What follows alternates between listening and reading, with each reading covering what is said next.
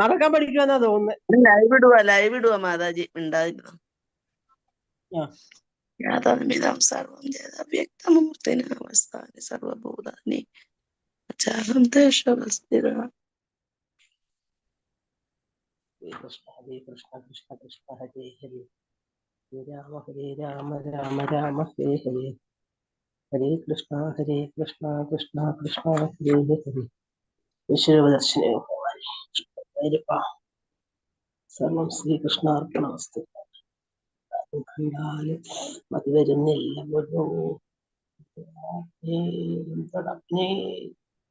അപ്പനെ ഉച്ചകലേ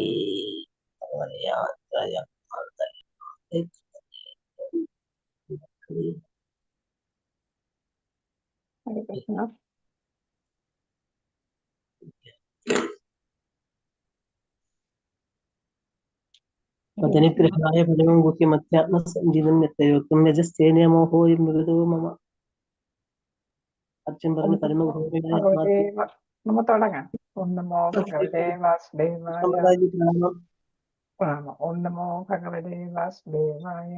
ഓം നമോ ഭഗവതേ വാസുദേവായ. നാരായണം നമസ്കൃത്യം നരം ചൈവ നരോത്തമം ദേവീം സരസ്വതീം വ്യാസം തതോ ജയമുദീരേ. അപ്രായേ സഭദ്രേഷു നിത്യം ഭാഗവത സേവയ ഭഗവതി ഉത്തമ ശ്ലോകേ ഭക്തിർഭവതി നൈസ്തകീം. മുഖം കരോതി വാചാലം പങ്കം ലംഘയതേ ഗിരിം യത്കൃപാതമഹം വന്ദേ ശ്രീഗുരും ദീനതാരിണം ശ്രീചൈതന്യമീശ്വരം പരമാനന്ദമാധവം. ജ്ഞാനത്തിമിരാന്തസ്യ ജ്ഞാനാഞ്ജനശലാകയ ചക്ഷുരുന്മീലിതം യേന തസ്മൈ ശ്രീഗുരവേ നമഃ. ചൈതന്യമനോഭീഷ്ടം സ്ഥാപിതം യേന ഭൂതലേ സ്വയം രൂപകഥാമഹ്യം ദദാതി സ്വപദാന്തികം. നമോ വിഷ്ണുപാദായ കൃഷ്ണപ്രേഷ്ഠായ ഭൂതലേ ശ്രീമതേ ജയപതാക സ്വാമിനിധി നാമിനെ.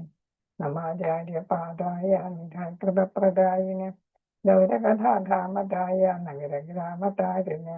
നമോ വിഷ്ണുപാദായ കൃഷ്ണപ്രേഷ്ഠായ ഭൂതലേ ശ്രീമതേ ഭക്തിവേദാന്ത സ്വാമിനിധി നാമിനെ. നമസ്തേ സരസ്വതീ ദേവേ ഗൗരവാണി പ്രചാരിണെ നിർവിശേഷശൂന്യവാദി പാശ്ചാത്യദേശതാരിണെ. ജയ ശ്രീകൃഷ്ണ ചൈതന്യ പ്രഭു നിത്യാനന്ദ ശ്രീ അദ്വൈത ഗദാധര ശ്രീവാസാദി ഗൗരഭക്തവൃന്ദ. ഹരേ കൃഷ്ണ കൃഷ്ണ കൃഷ്ണ ഹരേ ഹരേ ഹരേ രാമ രാമ രാമ ഹരേ ഹരേ. ഹരേ കൃഷ്ണ കൃഷ്ണ കൃഷ്ണ ഹരേ ഹരേ ഹരേ രാമ രാമ രാമ ഹരേ ഹരേ. ഹരേ കൃഷ്ണ കൃഷ്ണ കൃഷ്ണ ഹരേ ഹരേ ഹരേ രാമ രാമ രാമ ഹരേ ഹരേ. ഹരേ കൃഷ്ണ. ശ്രീ ശ്രീരാധാഗോവിന്ദ മന്ദിർ പ്രസ്ഥാനത്തിന്റെ ഭക്തിശാസ്ത്രീയ ക്ലാസ്സിലേക്ക് എല്ലാവർക്കും സ്വാഗതം. ഹരേ കൃഷ്ണ.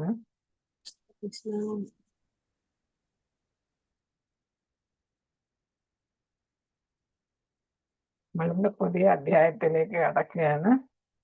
ഹരേ കൃഷ്ണ. അധ്യായത്തിന്റെ പേരേതാ? 10ാമത്തെ അധ്യായം വിഭൂതി യോഗം. കൃഷ്ണ വിഭൂതി യോഗം.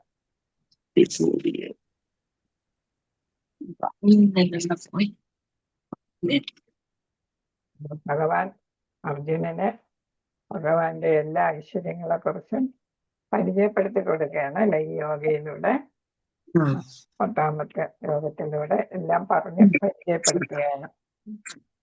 ഭഗവാനാണല്ലോ ഭഗവാനെ കുറിച്ച് പറഞ്ഞു കൊടുക്കാൻ ഏറ്റവും യോജിച്ച ആളല്ലേ. അത് കാരണം ഭഗവാന്റെ ഐശ്വര്യങ്ങളെ കുറിച്ചെല്ലാം പറഞ്ഞു കൊടുക്കുകയാണ്.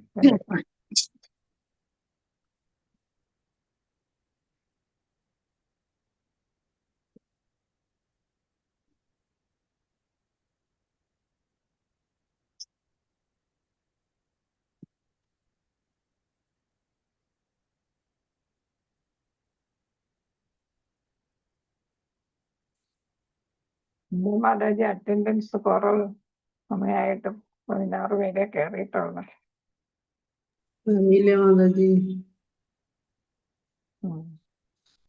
താമസിക്കുമ്പോ നമ്മൾ നേരത്തെ പറഞ്ഞു പോകുന്നതൊന്നും കിട്ടത്തില്ല. അതെ. ഹരേ കൃഷ്ണ. ക്ലാസ്സിൽ പറയണം മാതാജി. അധ്യായം 10. മെസ്സേജ് വിട്ടാൽ മതി ഇപ്പം നമുക്ക്. അപ്പൊ ഭഗവാന്റെ അത് അബ്സല്യൂട്ടായ എന്ന് വെച്ചാൽ പരമോന്നതനായ അല്ലെ, പരമോന്നതനായ ഭഗവാന്റെ വിഭൂതി എന്ന് പറയുമ്പോ ഐശ്വര്യങ്ങൾ അല്ലെ, സമ്പൂർണതയുടെ സമൃദ്ധി എന്ന് പറയാം, പിന്നെ ശക്തി എന്ന് പറയാം, സൃഷ്ടി എന്ന് പറയാം, ഐശ്വര്യം എന്ന് പറയാം. ഇതെല്ലാമാണ് ഭഗവാൻ അല്ലെ. ഭഗവാൻ എന്ന് പറയുമ്പോ ഐശ്വര്യം ഉണ്ട്, സമൃദ്ധി ഉണ്ട്, ശക്തി ഉണ്ട്. ഭഗവാനാണ് എല്ലാം സൃഷ്ടികർത്താവ്. അപ്പൊ സൃഷ്ടിയുണ്ട്, അപ്പൊ എല്ലാം വിഭൂതി തന്നെയാണ്. അപ്പൊ അതിനെ കുറിച്ചാണ് ഇവിടെ പറയുന്നത്. ഇവിടെ പറയുന്ന ഭൗതിക ലോകത്തായാലും രാധാകൃഷ്ണ വിജയ. അപ്പൊ ഇത് കഴിഞ്ഞ ക്ലാസ്സിൽ പഠിച്ച 9-ാം അധ്യായത്തിൽ പഠിച്ച ശ്രവണത്തിന്റെ പ്രാധാന്യം, അതില് കഥാശ്രവണത്തിന്റെ യോഗ്യത, അയോഗ്യത, ഐശ്വര്യജ്ഞാനത്തെ കുറിച്ച് പറഞ്ഞു. ആരാധിക്കുന്നവരും ആരാധിക്കാത്തവരെയും കുറിച്ച് പറഞ്ഞു. പിന്നെ ആരാധനയുടെ പരമോന്നത ഏതാണ് വസ്തുവാണ് കൃഷ്ണൻ എന്ന് പറയുന്ന കൃഷ്ണനെ നേരിട്ട് ആരാധിക്കുന്നതിന്റെ മഹത്വമാണ് കുറെ ശ്ലോകങ്ങളിൽ വന്നത്.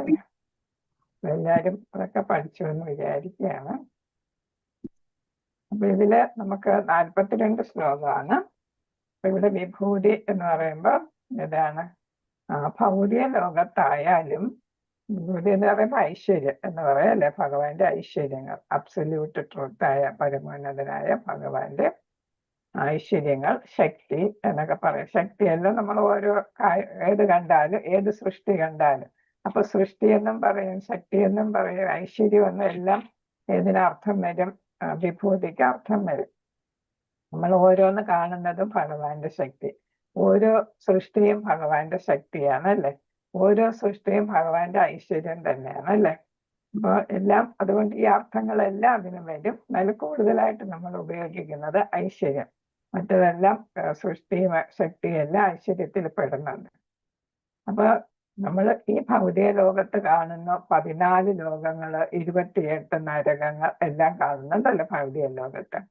ആധ്യാത്മിക ലോകം, ബ്രഹ്മ ലോകത്തിന് മേളിലുള്ള ആയിരക്കണക്കിന് ലക്ഷക്കണക്കിന് വൈകുണ്ഠങ്ങൾ അല്ലെ. അതായത് ബ്രഹ്മാണ്ടത്തിന്റെ 4/3 ഭാഗം ആധ്യാത്മിക ലോകമാണ്. അവിടെ ആണെങ്കിലും ഈ 4-1 ഈ ഭൗതിക ലോകത്താണെങ്കിലും നമ്മൾ ഈ കാണുന്നതെല്ലാം ഭഗവാന്റെ ഏതാണ് ശക്തി, സൗന്ദര്യം, പിന്നെ ഏതാണ് ഉദാത്തത എന്ന് പറയും. ഉദാത്തത എന്ന് പറഞ്ഞാൽ മഹത്തായ മനസ്സിന്റെ പ്രതിധ്വനി ശബ്ദം എന്ന് പറയും. അപ്പൊ ഇതെല്ലാമാണ് ഇവിടെ കാണുന്നത്. ഇവയെല്ലാമാണ് ഭഗവാന്റെ ഈ ശക്തിയും സൃഷ്ടിയും ഐശ്വര്യവും ശബ്ദവും എല്ലാമാണ് നമ്മൾ ഈ ഓരോന്നിലൂടെയും കാണുന്നത് എന്നാണ്. അപ്പൊ ഇതെല്ലാം ഇവിടെ ഭഗവാൻ നമുക്ക് വേണ്ടിയിട്ട് പ്രദർശിപ്പിച്ചിരിക്കുകയാണ്, ഭഗവാന്റെ ഈ ഐശ്വര്യങ്ങളെ എല്ലാം. അപ്പൊ എല്ലാ അത്ഭുത പ്രതിഭാസങ്ങളും നമ്മൾ കാണുന്ന, നമ്മൾ വണ്ടറടിച്ച് നിൽക്കും അല്ലെ. എന്ത് കണ്ട നമുക്കറിയാം, ഒരേപോലെ 7 പേരുണ്ടെന്ന് പറഞ്ഞാലും ഏതാണ് ഓരോരുത്തരും ഏതാണ് വ്യത്യസ്തമാണ് അല്ലെ. ഓരോരുത്തർക്കും യുണീക്ക് എന്ന് പറയും. നമ്മൾ ഓരോരുത്തർക്കും അവരവരുടേതായിട്ടുള്ള പ്രത്യേകതകളാണ് കാണുന്നത്. നമ്മളെല്ലാം ഭക്തരെന്ന് പറഞ്ഞാൽ നമുക്ക് എല്ലാവർക്കും നമ്മുടേതായിട്ടുള്ള പ്രത്യേകതകളുണ്ട് അല്ലെ, വ്യത്യാസങ്ങളും പ്രത്യേകതകളും ഉണ്ട്. അപ്പൊ അതാണ് അതൊക്കെ കാണുമ്പോൾ നമുക്ക് ഭഗവാന്റെ ഇതെങ്ങനെ ഭഗവാൻ ഇങ്ങനെ സൃഷ്ടിച്ചു എന്ന് നമുക്ക് തോന്നും അല്ലെ. അതാണ് അത്ഭുതം എന്ന് പറയുന്നത്. അപ്പൊ അത്ഭുത പ്രതിഭാസങ്ങൾ, ഈ കാണുന്നതെല്ലാം പ്രതിഭാസങ്ങളായിട്ടാണ് നമ്മൾ പറയുന്നത്. അതെല്ലാം ഭഗവാന്റെ ദിവ്യമായിട്ടുള്ള ശക്തികളോ അല്ലെങ്കിൽ വിഭൂതികളോ എന്നൊക്കെ പറയുന്നതിന്റെ ഭാഗികമായിട്ടുള്ള ആവിഷ്കാരങ്ങളാണ്. അതെല്ലാം ഭാഗികമായിട്ട്, ഭഗവാന്റെ ശക്തി നമുക്ക് അമേയമാണ്, അളക്കാൻ പറ്റാത്തതാണ് അല്ലെ. അതിന്റെ ഒരു ചെറിയ കണിയായിരിക്കും നമ്മൾ ഈ പ്രകൃതി കാണുന്നത് എന്ന് പറയുന്നത്. പ്രകൃതി കാണുന്ന ഓരോന്നും അതിന്റെ ഒരു ചെറിയ കണിക മാത്രമാണ്. അതാണ് ഇവിടെ പറയുന്നത്. അത് നമ്മൾ അനുഭവിക്കുന്നു, അല്ലെങ്കിൽ നമ്മൾ എന്ത് ചെയ്യുന്നു, അനുഭൂതി ഉണ്ടാകുന്നു. ഇതുണ്ട്, ഫീലിംഗ് ഉണ്ടാകും അല്ലേ നമുക്ക്, അല്ലെങ്കിൽ അതിന്റെ എക്സ്പീരിയൻസ് ഉണ്ടാകും ഈ ശക്തിയുടെ. അപ്പൊ നമ്മൾ ഈ കേൾക്കുന്നതും നമ്മൾ ഇരിക്കുന്നതും കേൾക്കുന്നതും എല്ലാം ഭഗവാന്റെ ഒരു ശക്തിയുടെ ഭാഗം. നമ്മൾ തന്നെ ഭഗവാന്റെ ശക്തിയാണ് അല്ലെ. അപ്പൊ ഇതെല്ലാം ഏതാണ് ഭഗവാന്റെ ഈ ശക്തിയുടെ നമ്മൾ അനുഭവിക്കുന്ന അല്ലെങ്കിൽ കാണാൻ പറ്റുന്ന പിന്നെ ഫീൽ ചെയ്യാൻ പറ്റുന്ന ഒക്കെ ഓരോ ചെറിയ കണികയായിട്ടുള്ള ആവിഷ്കാരങ്ങളായിട്ടാണ് കണക്കാക്കുന്നത്. അപ്പൊ എല്ലാത്തിൻ്റെയും പരമകാരണം, എല്ലാത്തിൻ്റെയും സോഴ്സ്, ഉറവിടം എന്ന് പറയുന്നത്, ആലംബം അല്ലെങ്കിൽ ആശയം എന്ന് പറയുന്നത്, അല്ലെങ്കിൽ ചുരുക്കം, സാരാംശം എന്ന് പറയുന്നത് ഏത് തന്നെയാണ്? ഭഗവാൻ തന്നെയാണ് എന്നാണ്. ഏത് നിലകളിലും ഭഗവാൻ എവിടെ ഉണ്ടാകും? സകല ജീവജാലങ്ങളിലും ഉണ്ടാകും. ഏതെങ്കിലും ജീവജാലം ഉറുമ്പെടുത്ത, അല്ലെങ്കിൽ നമ്മൾ പറയും ഇന്ദുഗോപമാണ് ഏറ്റവും ചെറിയ ജീവി എന്നാണ് ബ്രഹ്മസംഹിതയെ പറയുന്നത്. കാണാൻ പറ്റാത്ത, നമ്മുടെ നഗ്ന ദൃഷ്ടികൾക്ക് കാണാൻ പറ്റാത്ത അത്ര ചെറുത്. അതിലും ആരുണ്ട്? ആത്മാവും പരമാത്മാവും ഉണ്ട് എന്നാണ്. അപ്പൊ സകല ജീവികളുടെയും ഏറ്റവും ശ്രദ്ധേയമായ, ശ്രേഷ്ഠമായ, പരമമായ, പരിപൂർണമായ, വ്യക്തമായ ആരാധനാ പാത്രം എന്ന് പറയുന്നത് ഈ ഭഗവാനാണ്. ഏതോട് കൂടിയതാണ്? വിവിധ തരം എണ്ണമറ്റ എന്ന് നമുക്ക് പറയാം അല്ലെ, എണ്ണമറ്റ ഐശ്വര്യങ്ങളോട് കൂടിയ, വിഭൂതികളോട് കൂടിയ, ശക്തിയോട് കൂടിയ ഈ ഭഗവാനാണ്. അപ്പൊ ഏതിൻ്റെയും ആരാധന എന്ന് പറയുന്നത് ഈ ഭഗവാനാണ് എന്നാണ് ഇവിടെ പറയുന്നത്. അപ്പൊ അതാണ് ഏതാണ് ഈ നമ്മളെ ഭഗവാന്റെ ആ വിഭൂതികളെ കുറിച്ചാണ് ഈ അധ്യായത്തിൽ പറയുന്നത്. അപ്പൊ എല്ലാത്തിൻ്റെയും ഉത്ഭവ സ്ഥാനം എന്ന നിലയിൽ കൃഷ്ണന്റെ സ്ഥാനം എന്താണെന്നാണ് 1 മുതൽ 7 വരെയുള്ള ശ്ലോകത്തിൽ പറയുന്നത്. പിന്നെ അത് കഴിഞ്ഞിട്ട് 8 മുതൽ 11 വരെ ഏത് വരുന്നു? ചതുർശ്ലോകി ഭഗവത്ഗീത വരുന്ന 8 മുതൽ 11 വരെയുള്ള 4 ശ്ലോകങ്ങൾ. അതെന്ന് പറയുന്നത് ഭഗവത്ഗീതയുടെ സാരാംശമാണ്, അന്തസത്തയാണ് അതിൽ പറയുന്നത്. അതായത് ശുദ്ധഭക്തി എന്താണ്, ഭഗവാൻ നമുക്ക് നമ്മുടെ ശുദ്ധഭക്തിയൊക്കെ നൽകി, ജ്ഞാനം നൽകി, നമ്മുടെ അജ്ഞതയെ ഇല്ലാതാക്കി നമ്മളെന്ത് ചെയ്യുന്നു? ശുദ്ധഭക്തരാക്കി മാറ്റുന്നു, നമുക്ക് ആവശ്യമുള്ള ബുദ്ധിയോഗം നൽകുന്നു. അപ്പൊ അതിനെ കുറിച്ചൊക്കെയാണ് ഈ ചതുർശ്ലോകി ഭഗവത്ഗീതയിൽ പറയും. ഭാഗവതം എന്ന് പറഞ്ഞു അങ്ങനെ ആയിപ്പോയി. ചതുർശ്ലോകി ഭഗവത്ഗീതയിൽ പറഞ്ഞിരിക്കുന്നത് 8 മുതൽ 11 വരെയുള്ള ശ്ലോകങ്ങള്. 12 മുതൽ 42 വരെയുള്ള ശ്ലോകങ്ങളില് ഭഗവാന്റെ ഈ വിഭൂതികളെല്ലാം ആര് സ്വീകരിക്കുന്ന? ഭഗവാൻ പറഞ്ഞതെല്ലാം അതേപടി അർജുനൻ സ്വീകരിക്കുകയും അർജുനൻ ഭഗവാനോട് അഭ്യർത്ഥിക്കുന്നു, ഭഗവാൻ അങ്ങയുടെ എല്ലാ ശക്തികളും അങ്ങക്കുണ്ടെന്ന് പറയുന്ന അതിനെക്കുറിച്ച് വിവരണം എനിക്ക് നൽകൂ. അപ്പൊ ഇത് വിവരണം നൽകുന്നതാണ് 10-ാമത്തേതില്. അതിനെ കാണിച്ചു കൊടുക്കുന്നതാണ് 11-ാം അധ്യായത്തിൽ അല്ലെ. അപ്പൊ അതാണ് എല്ലാത്തിൻ്റെ ഒരു വിവരണം നൽകൂ എന്ന് പറയുന്നുണ്ട്. അപ്പൊ ഈ വിഭൂതികളെ കുറിച്ചുള്ള വിവരണമാണ് ഈ അധ്യായത്തിൽ നമുക്ക് കാണാൻ സാധിക്കുന്നത്. നെക്സ്റ്റ് അപ്പൊ വിവിധ തരം വിഭൂതികളെ കുറിച്ചാണ് ഇവിടെ പറയുന്നത്. വേറൊരു ചോദ്യം ഉണ്ട്. 8, 9, 10 അധ്യായം തമ്മിലുള്ള ബന്ധം എന്താണെന്ന് നമ്മൾ പഠിക്കുന്നുണ്ട് അല്ലെ. അപ്പൊ നമ്മൾ ചോദിക്കാം, ഒരു ചോദ്യവും കൂടെ ഉണ്ട്. 9, 10 അതാണ് 9-ാം അധ്യായത്തിൽ നമ്മൾ പഠിച്ചിപ്പോ എന്താ കണ്ടത്? 9-ാമത്തെ അധ്യായത്തിൽ എന്താ കണ്ടത്? ആരാണ് ഭഗവാനെ ആരാധിക്കുന്നത്, ആരാധിക്കാത്തവര് എന്നൊക്കെ ഉള്ള പറഞ്ഞു അല്ലേ. അപ്പൊ അതില് എങ്ങനെയാണ്? ഇവിടെ ഇപ്പൊ നമ്മൾ കണ്ടതല്ലേ കൃഷ്ണ ശ്രവണം, യോഗ്യതയും അയോഗ്യതയും അല്ലെ, ഭൗതിക ലോകവുമായിട്ടുള്ള ഭഗവാന്റെ അചിന്ത്യ ഭേദ ബന്ധം, ആരാധനയുടെ പരമോന്നത വസ്തുവാണ് ഭഗവാൻ, നേരിട്ട് ആരാധിക്കുന്നതിന്റെ ഗുണം ഒക്കെയാണ് പഠിച്ചത് അല്ലേ. അപ്പൊ ഇവിടെ 9-ഉം 10-ഉം തമ്മിലുള്ള ബന്ധം എന്ന് പറയുന്നത് 9-ല് ഭഗവാനിൽ മനസ്സുറപ്പിക്കാനാണ് ഭഗവാൻ പറഞ്ഞിരിക്കുന്നത് അല്ലെ. മനസ്സ് ഭഗവാനിൽ ഉറപ്പിച്ച് അങ്ങനെ യഥാർത്ഥ ജ്ഞാനം നേടി ഭഗവാനെ ആരാധിക്കുക, അങ്ങനെ ഭഗവാനിൽ എത്തിച്ചേരുക. എന്നാൽ 10-ല് പറയുന്നത് അദ്ദേഹത്തിന്റെ ആ ശക്തികൾ എങ്ങനെ ഭഗവാൻ ആരാധ്യ പാത്രമായിട്ട് മാറുന്നു എന്നുള്ളതാണ്. അപ്പൊ ഭഗവാന്റെ ഐശ്വര്യത്തെ കുറിച്ചും അല്ലെ, വിഭൂതികളെ കുറിച്ചും ശക്തികളെ കുറിച്ചും എല്ലാം, പ്രകൃതിയിലെ മനോഹരമായിട്ടുള്ള വസ്തുക്കൾ കാണുമ്പോൾ അതിലെല്ലാം ഭഗവാനെ സ്മരിക്കാനും, അങ്ങനെ ഇവ കണ്ടും കേട്ടും എല്ലാം ഒരാള് ആരായിട്ട് മാറുന്നു? ശുദ്ധഭക്തനായിട്ട് എങ്ങനെ മാറുന്നു എന്നാണ് 10-ാമത്തെ അധ്യായത്തിൽ. അപ്പോ 9-ാമത്തേല് ഭഗവാന്റെ മനസ്സുറപ്പിക്കണം. അതാണ് അവസാനത്തെ ശ്ലോകം. മന്മനാമവ മമ മദ്ഭക്തോ എന്ന് പറഞ്ഞിട്ട് അല്ലേ, ലാസ്റ്റ് ശ്ലോകം അതായിരുന്നു. ഇതിലാണെങ്കിൽ പറയുന്ന എന്താണ്, 34-ാമത്തെ ശ്ലോകം അല്ലെ. അപ്പൊ ഇതിലാണെങ്കിൽ നമ്മൾ ഈ കാണുന്നതെല്ലാം ഐശ്വര്യങ്ങളാണ്, ഭഗവാന്റെ ഭാഗമാണ്. അതിലെങ്ങനെ നമുക്ക് അതിനെയൊക്കെ ആസ്വദിച്ച് ഭഗവാന്റെ ഭക്തനായിട്ട് മാറാം എന്നാണ്, ആ പ്രക്രിയയെ കുറിച്ചാണ് ഇതിൽ പറയുന്നത്. അപ്പൊ നമ്മൾ ഇതില് എന്താണ്, ഭഗവാനുമായിട്ട് ബന്ധം സ്ഥാപിക്കുന്നതിന് സംബന്ധം അല്ലെ. രണ്ടാമത്തേതാണ് സംബന്ധം അഭിധേയം അല്ലെ, എങ്ങനെ പ്രക്രിയ ബന്ധം സ്ഥാപിക്കുന്ന പ്രക്രിയ.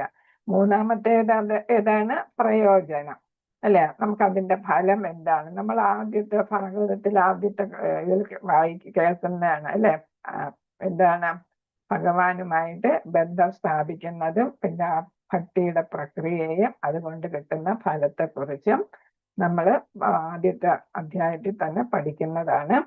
അതിവിടെ വരുന്നുണ്ട്, ഭഗവത്ഗീതയിൽ അത് വരുന്നുണ്ട്. ഭഗവാനുമായിട്ട് യോഗയിൽ എത്തിച്ചേരുന്നതും എങ്ങനെയൊക്കെയാണ് എന്നുള്ളതും ഫലവും എന്താണെന്ന്. അപ്പൊ ഇവിടെ അടുത്ത ഇതിൽ വരുന്നത് അധ്യായം 10 അതാണ് അധ്യായത്തിന്റെ അവസാന ഭാഗത്തിൽ, അത് 9-ാം അധ്യായത്തിൻ്റെത്. ഇവിടെ ഞാൻ പറഞ്ഞതൊക്കെ തന്നെ എങ്ങനെ ഓർക്കാം ഭഗവാനെ അല്ലെ.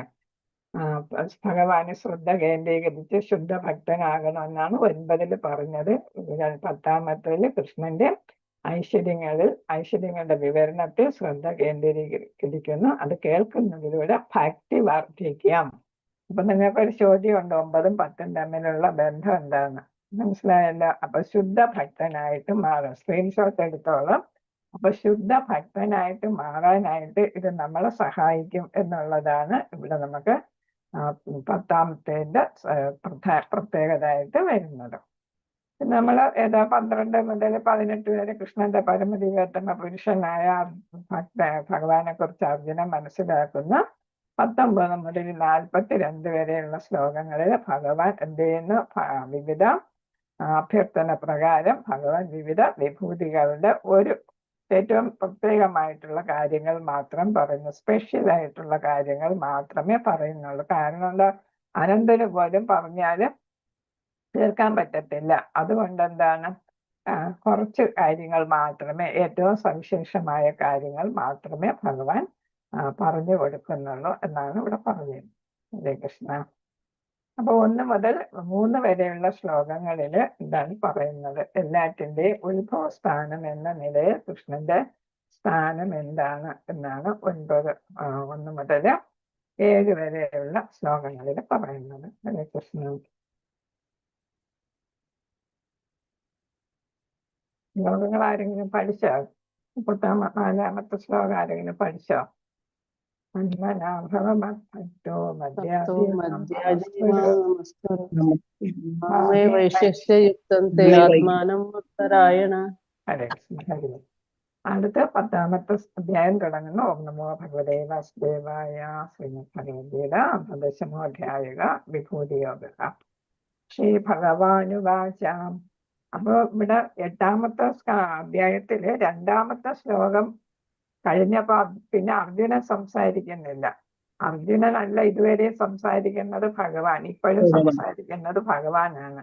അപ്പൊ അർജുനൻ ഇനി കുറച്ച് കഴിയുമ്പോഴേ അർജുനൻ സംസാരിക്കുകയുള്ളൂ. അപ്പൊ 8 തുടക്കം മുതൽ ഭഗവാനാണ് ഇങ്ങനെ സംസാരിക്കുന്നത്. അർജുനന്റെ സംശയങ്ങൾക്കെല്ലാം മറുപടി കൊടുത്തോണ്ടിരിക്കുകയാണ്. ശ്രീ ഭഗവാനുവാച. ഭൂയൈവ മഹാബാഹോ ശൃണു മേ പരമം വചഃ യത്തേ അഹം പ്രീയമാണായ വക്ഷ്യാമി ഹിതകാമ്യയാ. അതില് ഏതാണ് ഈ 1-ാമത്തെ ശ്ലോകം, പരമദിവ്യോത്തമ പുരുഷൻ അരുളി ചെയ്തു, കരുത്തുള്ള അർജുന എന്ന് വെച്ചാൽ മഹാബാഹു അല്ലെ എന്നാണ് പറഞ്ഞത്. കരുത്തുള്ള അർജുന ക്ഷത്രിയരുടെ പ്രത്യേകതയാണ്. നീ എന്റെ സുഹൃത്തായതുകൊണ്ട് നിന്റെ നന്മയ്ക്കായി ഇനിയും ഞാൻ ജ്ഞാനം ഉപദേശിക്കാം, കേൾക്കൂ. ഇത് ഞാൻ നേരത്തെ ഉപദേശിച്ചതില് ഉത്തമമായിട്ടുള്ള ജ്ഞാനമാണ്. അപ്പൊ നമ്മൾ 9-ല് ഗുഹ്യതമം വരെ പഠിച്ചു കഴിഞ്ഞല്ലേ. ഗുഹ്യം, ഗുഹ്യതരം, ഗുഹ്യതമം പഠിച്ചു അല്ലേ. അപ്പൊ വീണ്ടും പറയുകയാണ് അതിനേക്കാൾ ഉത്തമമായിട്ടുള്ളത് പറയാം. കാര്യം എന്താ, നീ എന്റെ സുഹൃത്താണ്. അത് 2-ാമത്തെ അധ്യായത്തിലെ പറഞ്ഞതാണ് അല്ലെ, സുഹൃത്തായതുകൊണ്ട് അസൂയ ഇല്ലാത്തത് കൊണ്ട് നിനക്ക് ഞാൻ ഗീത ഉപദേശിച്ചിരുന്നു എന്ന് പറഞ്ഞിരുന്നു അല്ലെ. അപ്പൊ ഇവിടെയും പറയുന്നുണ്ട്. കാരണം എന്താ, ഇത് ഇതുവരെ പറഞ്ഞതിലും ഉത്തമമായിട്ടുള്ള കാര്യമാണ് ഇനി പറയാൻ പോകുന്നത് എന്നാണ്. അപ്പൊ ഇവിടെ ഭഗവാൻ കൃഷ്ണൻ നമ്മോട് ശ്രദ്ധയോടെ കേൾക്കാൻ ആവശ്യപ്പെടുന്നു. കാരണം എന്താ, ഉത്തമമായിട്ടുള്ളത് പറയുകയാണ്. കാരണം എന്താ, അവൻ തന്റെ ഐശ്വര്യത്തെ കുറിച്ച് കൂടുതൽ അത്ഭുതകരമായ ജ്ഞാനം വെളിപ്പെടുത്തുന്നു. അപ്പൊ കൂടുതൽ ജ്ഞാനം പകർന്നു തരുന്ന എന്തിനു വേണ്ടിയിട്ടാ, നമ്മൾ ഇതെല്ലാം കേട്ടിട്ട് ഭഗവാന്റെ ഭക്തരായി ഭക്തിയുത സേവനം ചെയ്ത് തിരിച്ച് ഭഗവാന്റെ അടുത്ത് എത്തണം എന്നുള്ള ഒരു ഉദ്ദേശത്തോടെയാണ് ഈ പറയുന്നത് അല്ലെ. അപ്പൊ നല്ല വ്യക്തികൾക്കാണ് ഇത് പറഞ്ഞു കൊടുക്കുന്നത്. അല്ലാതെ ഭഗവാനിൽ വിശ്വസിക്കാത്ത അല്ലെ, പിന്നെ അതാണ് അവിശ്വാസികളോട് നിരീശ്വരവാദികളോട് ഒന്നും ഭഗവാൻ അത് പറയുന്നില്ല. അപ്പൊ ഇവിടെ ഒരു അധ്യായത്തിൽ പ്രോഗ്രസ് ചെയ്ത് വരുന്ന കാര്യമാണ് ഇവിടെ പറഞ്ഞിരിക്കുന്നത്. 7-ാമത്തെ അധ്യായത്തിലും ജലത്തിന്റെ രുചി എന്നൊക്കെ പറഞ്ഞ് കുറെ കാര്യങ്ങൾ പറഞ്ഞായിരുന്നു അല്ലെ. അതും ചെറിയ രീതിക്കുള്ള ഒരു ഏതായിരുന്നു, വിഭൂതി യോഗ വർണ്ണന തന്നെ ആയിരുന്നു അത്.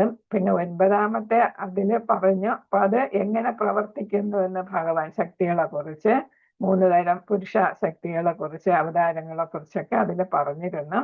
9-ാമത്തെ അധ്യായത്തില് കുറച്ചുകൂടി ഉന്നത തലത്തിൽ പോയി ഉറച്ച ബോധ്യത്തിൽ ഭക്തി സ്ഥാപിക്കാൻ ഭഗവാൻ തന്റെ വ്യത്യസ്തമായ ശക്തികൾ വിവരിച്ചിരുന്നു. പിന്നെ ഇവിടെ 10-ാമത്തെ അധ്യായത്തിൽ നിർദ്ദിഷ്ട ഐശ്വര്യങ്ങളെ കുറിച്ച്, ഓരോ ഐശ്വര്യങ്ങളെ കുറിച്ചും ഏതാണ് എടുത്തെടുത്ത് പറയുന്നുണ്ട്. ഭഗവാന്റെ പ്രവർത്തനത്തെ കുറിച്ചും അതീവ രഹസ്യമായ ജ്ഞാനം ഇവിടെ കൂടുതൽ നൽകുകയാണ് ചെയ്യുന്നത്. അതാണ് ഇവിടെ 10-ാമത്തെ അധ്യായത്തിന്റെ പ്രത്യേകത എന്ന് പറയാം. അപ്പൊ ശ്രവണത്തിലൂടെയാണ്. അപ്പൊ ഭഗവാൻ പറയുന്നു, അർജുനൻ കേൾക്കുന്നു, നമ്മളും കേൾക്കുന്നു അല്ലെ. അപ്പൊ നമുക്ക് എന്ത് വേണം, കേൾക്കാനുള്ള ആകാംക്ഷ നമ്മുടെ ഒരു യോഗ്യതയാണ്. ശരിയായിട്ടുള്ള കേൾവി വേണം നമുക്കല്ലേ. ഇതിൽ തന്നെ ശ്രദ്ധ കേന്ദ്രീകരിച്ചിരുന്ന് നമ്മൾ കേൾക്കണം. അതാണ് ശ്രവണത്തിനുള്ള യോഗ്യത വേണം. പിന്നെ ഏതാണ്, അത് നമ്മൾ ശ്രവണം നന്നായിട്ട് കേൾക്കുമ്പോൾ നമുക്ക് എന്തുണ്ടാകും, കൃഷ്ണാവബോധം ലഭിക്കണമെന്ന് ആകാംക്ഷയുണ്ടാകും. ആ ആകാംക്ഷയുള്ളവർ തമ്മിൽ മാത്രം പ്രഭാഷണ പാഠങ്ങൾ നടന്നാൽ മതി. അർജുനന്റെ യോഗ്യത പോലെ നീ എനിക്ക് ഏറ്റവും പ്രിയപ്പെട്ടവൻ എന്ന് വെച്ചാൽ നമ്മൾ സത്സംഗത്തിലൂടെ ഇതെല്ലാം ചർച്ച ചെയ്യണം എന്നാണ്. നമ്മൾ കേൾക്കുന്ന ഭഗവാനെ കുറിച്ച് കേൾക്കുന്ന ഐശ്വര്യങ്ങളൊക്കെ നമ്മൾ എന്ത് ചെയ്യണം, ചർച്ച ചെയ്യണം. ഇത് ഏത് പടമാണ് ഈ കാണിച്ചിരിക്കുന്നത്? ഹരേ കൃഷ്ണ, മനസ്സിലായ ആർക്കെങ്കിലും? ഇവിടെ ഇരിക്കുന്ന ഇതാരാണ്? ദേവകിയാണ്. ദേവകി ഭഗവാന് എന്താണ് ഉള്ളിൽ ധരിച്ചുകൊണ്ടിരിക്കുകയാണ് അല്ലെ. അപ്പൊ എന്താണ്, ഭഗവാൻ ഇവിടെ ദേവകിയുടെ ഗർഭപാത്രത്തിലുണ്ടെന്ന് കണ്ടപ്പം വിവിധ ഉത്കൃഷ്ട ലോകങ്ങളിലെ ദേവന്മാരും അല്ലെ, നാരദ മഹർഷിയും പിന്നെ കിന്നരന്മാരെന്നൊക്കെ പറഞ്ഞ് പല പല ലോകങ്ങളുണ്ടല്ലേ. അവരെല്ലാം ഭഗവാൻ ഇവിടെ പ്രാർത്ഥിക്കുകയാണ്, പുകഴ്ത്തുകയാണ് ഇവിടെ ചെയ്യുന്നത്. അതാണ് വ്യത്യസ്ത ഉപരിലോകങ്ങൾ. അപ്പൊ ഇവിടെ ദേവകി എന്താണ്, കാരാഗ്രഹത്തില് ദേവകി ഇങ്ങനെ ഭഗവാനെ വഹിച്ചുകൊണ്ടിരിക്കുന്നതാണ്. ഇവിടെ പറയുന്നു, യഥാ നമേ വിദു സുരഗണ പ്രഭവം ന മഹർഷയഃ അഹമാഗർഹി ദേവാനാം മഹർഷീണാം ച സർവശഃ. അപ്പൊ എന്താണ് അടുത്തത് ഇവിടെ വായിക്കാം. യോ മാമജം മനാദിം ച വേതി ലോക മഹേശ്വരം അസമ്മൂഢ സമർത്ഥേഷു സർവപാപൈ പ്രമുച്യതേ. അപ്പൊ ഇവിടെ എന്താണ്, ഭഗവാനെ കുറിച്ച് യഥാർത്ഥ ജ്ഞാനം ഈ ദേവന്മാർക്കോ ഋഷിമാർക്കോ ആർക്കുമില്ല. എന്നുവെച്ചാൽ ഭഗവാനെ പൂർണ്ണമായിട്ട് മനസ്സിലാക്കാൻ എത്ര ഉന്നതനായാലും ആർക്കും സാധിക്കത്തില്ല. കാരണം എന്താണ്, അളക്കാൻ പറ്റാത്ത അത്ര ശക്തിയും ഒക്കെ ഉള്ള ആളാണ് ഭഗവാൻ അല്ലെ. അപ്പൊ നമുക്ക് അതിന്റെ മൂലയ്ക്ക് ഇത് മാത്രം അറിയാൻ പറ്റും, അത്രേ ഉള്ളൂ. നമുക്ക് ഏതാണ് തലമുടിയുടെ അങ്ങേയറ്റം പോലെ ഇച്ചിരി അറിയാനായിട്ട് നമുക്ക് സാധിക്കൂ. അപ്പൊ എന്റെ ഉൽപ്പത്തി വിഭൂതി എന്നിവയെ പറ്റി ദേവന്മാർക്കോ ഋഷിമാർക്കോ അറിഞ്ഞുകൂടാ. ഏത് വിധത്തിലും അവരുടെ എല്ലാം ഉത്ഭവസ്ഥാനം ഞാൻ തന്നെയാണ്. അപ്പൊ അവരെല്ലാം എന്നെ ആരാധിക്കുന്നു, എന്നാൽ പോലും അവർക്കൊന്നും എന്നെ യഥാർത്ഥത്തിൽ അറിഞ്ഞുകൂടാ എന്റെ പ്രിയപ്പെട്ട സുഹൃത്തെ എന്നാണ് ഇവിടെ പറയുന്നത്. അപ്പൊ എന്താണ് ഇവിടെ പറയുന്നത്? എന്നെ മുഴുവനായിട്ട് മനസ്സിലാക്കാനായിട്ട് ആർക്കും സാധിക്കത്തില്ല എന്നാണ്. അപ്പൊ വലിയ ഋഷീശ്വരന്മാരായാൽ പോലും പറ്റില്ല. കാരണം എന്താണ്? സർവചരാചരങ്ങളുടെയും ഉറവിടമായ എന്നെ അല്ലെങ്കിൽ ഭഗവാനെ എന്താണ് മുഴുവനായിട്ട് അറിയുക അത് സാധ്യമല്ലാത്തതാണ്. പാണ്ഡിത്യം കൊണ്ടോ ഊഹാപോഹങ്ങൾ കൊണ്ടോ ഒന്നും അദ്ദേഹത്തെ അറിയാനായിട്ട് നമുക്ക് സാധിക്കത്തില്ല. അതിന് ആര് വിചാരിച്ചാൽ സാധിക്കും? ഹരേ കൃഷ്ണ, ആര് വിചാരിച്ചാൽ സാധിക്കും? ഭഗവാൻ വിചാരിക്കണം അല്ലെ? ഭഗവാന്റെ കാരുണ്യം. ഇപ്പൊ നമുക്ക് തന്നെ ഭഗവാന്റെ കാരുണ്യം ഉള്ളത് കൊണ്ടാണ് നമുക്ക് ഈ ക്ലാസ് ഒക്കെ അറ്റൻഡ് ചെയ്യാനൊക്കെ പറ്റുന്നത്. അപ്പൊ ഭഗവാന്റെ കാരുണ്യം ഉണ്ടെങ്കിലേ യഥാർത്ഥത്തില് ഭക്തര് എന്താണ് ഭഗവാന്റെ കാരുണ്യം ചെയ്യാൻ മാത്രമേ അവർക്ക് ഒരു പരിധിയെങ്കിലും അല്ലെ കുറച്ചെങ്കിലും ഭഗവാനെ കുറിച്ച് മനസ്സിലാക്കാനും ഭഗവാന്റെ ഗ്രന്ഥങ്ങൾ ഭഗവത്ഗീത ഭാഗവതം ഒക്കെ കേൾക്കാനും പാരായണം ചെയ്യാനും അതിൽ നിന്നും കുറച്ചൊക്കെ നമുക്ക് മനസ്സിലാക്കാനും പിന്നെ ഏതാണ് ഗുരുക്കന്മാരിൽ നിന്ന് കുറച്ച് ഇപ്പൊ ശ്രീല പ്രഭാതർ പിന്നെ നരോത്തമദാസ് ഠാക്കൂർ അല്ലെ അപ്പൊ അതേപോലുള്ള വലിയ വലിയ ഗുരുക്കന്മാരുണ്ട് അല്ലെ? നമുക്ക് ഒരുപാട് ഗുരുക്കന്മാരുണ്ട്. അപ്പൊ അവരിൽ നിന്നെല്ലാം നമുക്ക് അവരുടെ ഗ്രന്ഥങ്ങളിലൂടെ എല്ലാം നമുക്ക് കേൾക്കാനായിട്ടും അങ്ങനെ നമുക്ക് ഭഗവാനെ ഇച്ചിരി മനസ്സിലാക്കാനായിട്ട് സാധിക്കാം എന്നാണ് ഇവിടെ പറയുന്നത്. അപ്പൊ ഇത് എളുപ്പമല്ല ഭഗവാനെ മുഴുവനായിട്ട് മനസ്സിലാക്കാൻ. അപ്പൊ 3-ാമത്തെ ശ്ലോകത്തിൽ പറയുന്ന ഏതാണ്? ഭഗവാൻ ആരാണ്? ജനനമില്ലാത്തവനാണ് എന്ന് വെച്ചാൽ തുടക്കമില്ലാത്തവൻ, ആദിയാണ് അല്ലെ? ആദ്യമേ ഉള്ള ആളാണ്, നമുക്ക് മുമ്പേ ഉള്ളതാണ്, ലോക സൃഷ്ടിക്ക് മുമ്പേ ഉള്ളതാണ്. അപ്പം ഒടുക്കവും തുടക്കവും ഇല്ലാത്ത ആളാണ്. സർവലോക മഹേശ്വരനാണ്. അങ്ങനെ അറിയുന്നവർ എന്താണ്?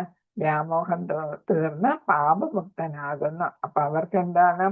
ഈ മനസ്സിലെ മാലിന്യങ്ങളൊക്കെ തീരാനായിട്ടും അങ്ങനെ പാപപ്രതികരണങ്ങളിൽ നിന്ന് അവർക്ക് മോചനം ലഭിക്കും. അപ്പൊ ആർക്കാണ് പാപപ്രതികരണങ്ങളിൽ നിന്ന് മോചനം ലഭിക്കുക എന്ന് ചോദിച്ചാല് ജനനമില്ലാത്തവൻ, തുടക്കമില്ലാത്തവൻ, സർവലോകേശ്വരൻ ആണ് ഭഗവാൻ എന്നറിയുന്ന ആദി അല്ലെ?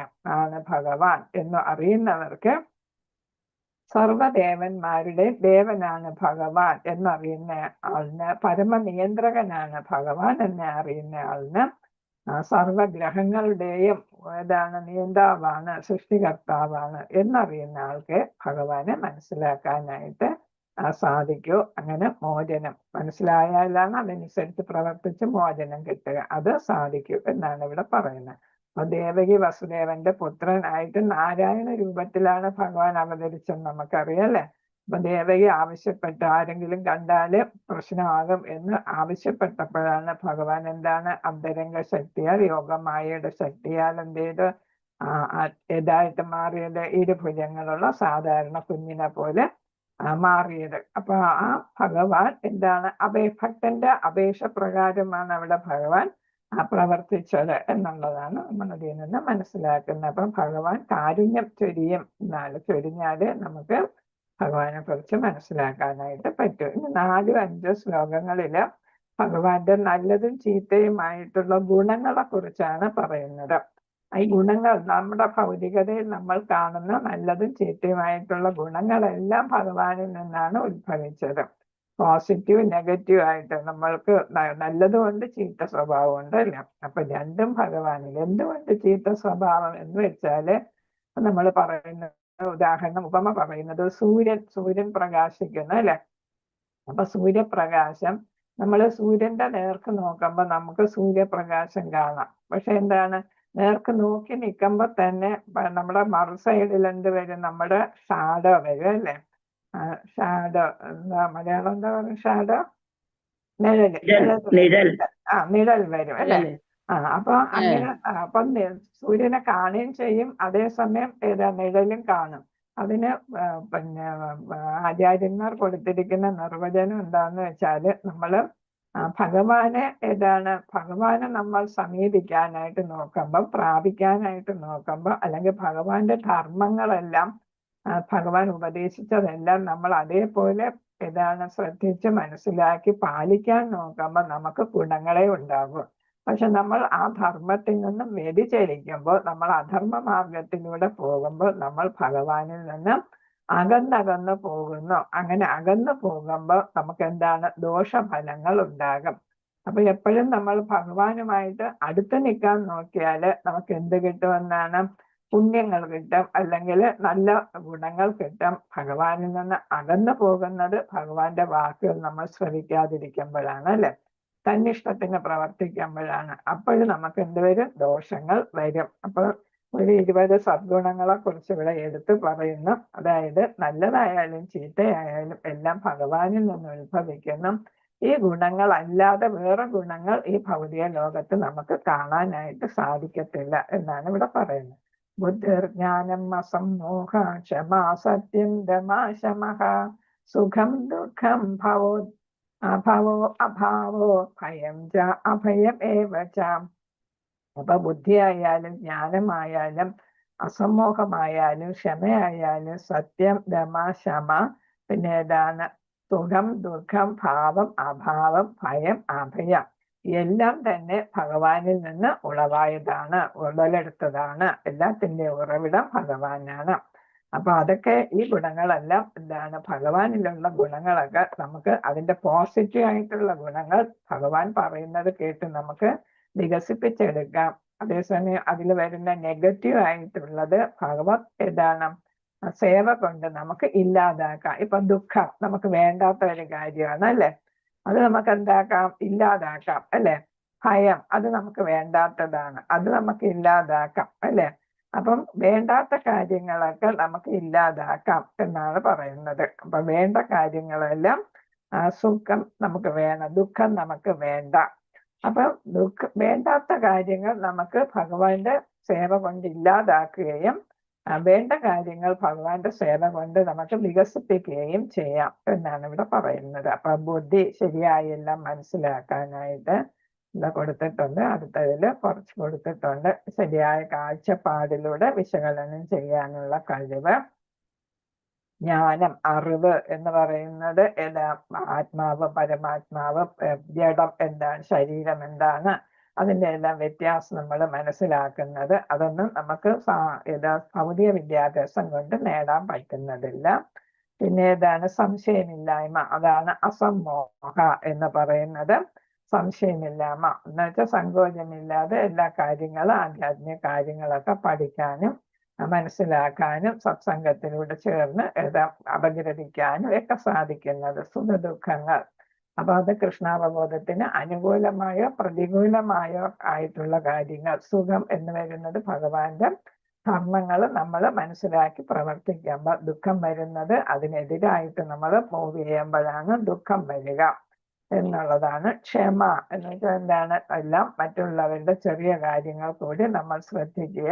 നമുക്ക് ക്ഷമ ഒട്ടും ഇല്ലാത്തതാണ്, അല്ലെ? ഇപ്പൊ നമ്മൾ ആരെങ്കിലും സംസാരിക്കുന്നതിൻ്റെ ഇടയ്ക്ക് നമ്മൾ കയറി സംസാരിക്കുക, അല്ലെ? അവർ പറയുന്നത് മുഴുവൻ കേൾക്കാനുള്ള ഒരു ക്ഷമ നമുക്കില്ല, അല്ലെ?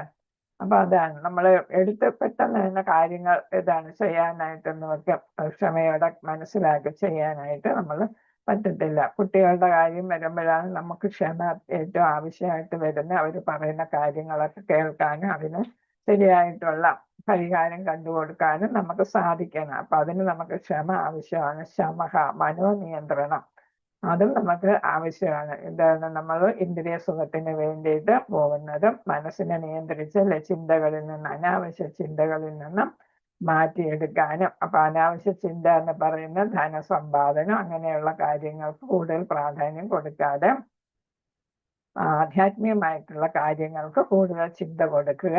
അതൊക്കെയാണ് നമുക്ക് ഏതുകൊണ്ട് വേണ്ടത്? മനോനിയന്ത്രണം കൊണ്ട് വേണ്ടത്. ദമ എന്ന് പറയുന്ന ഇന്ദ്രിയ സംയമം എന്ന് വെച്ചാൽ ഇന്ദ്രിയങ്ങളെ നമുക്ക് നിയന്ത്രിക്കാൻ സാധിക്കണം. ആഗ്രഹങ്ങളെയൊക്കെ നിയന്ത്രിക്കാൻ, അല്ലെ? മനസ്സെന്ന് പറയുന്ന ഒരു ഇന്ദ്രിയ, ഏറ്റവും പ്രധാനപ്പെട്ട ഇന്ദ്രിയമാണ്, അല്ലെ? ആന്തരിക ഇന്ദ്രിയം. അതിനെ നിയന്ത്രിക്കുകയാണ് ഏറ്റവും അത്യാവശ്യമായിട്ടുള്ളത്. പിന്നെ സത്യം എന്ന് പറഞ്ഞാല് നമുക്ക് തിരിച്ചടി വരുമെന്ന് വിചാരിച്ച് നമ്മൾ അസത്യം പറയരുത്.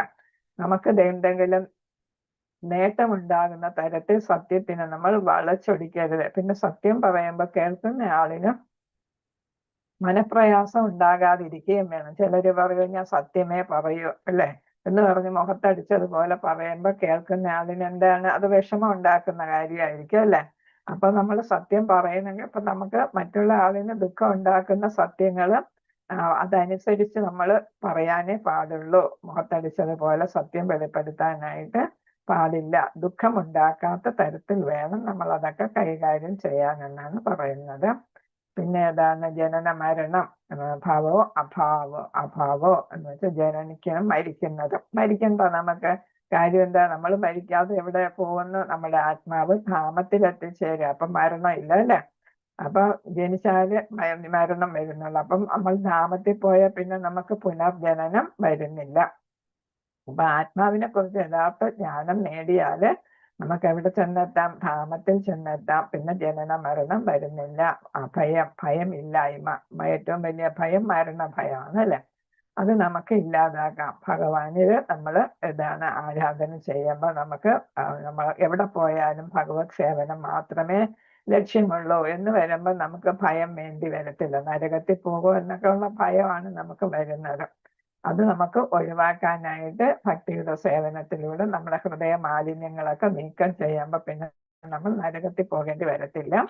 അഥവാ ധാമത്തിൽ പോയില്ലെങ്കിൽ നല്ല ജന്മം കിട്ടി ആ ജന്മത്തിലൊക്കെ നമുക്ക് നല്ല പ്രവർത്തികൾ ചെയ്ത് ഭഗവാനെ ഭജിച്ച് നമുക്ക് ധാമത്തിൽ തന്നെ പോകാനായിട്ട് പറ്റും. അഹിംസ അതെന്ന് പറയുന്നത് ഏതാണ്?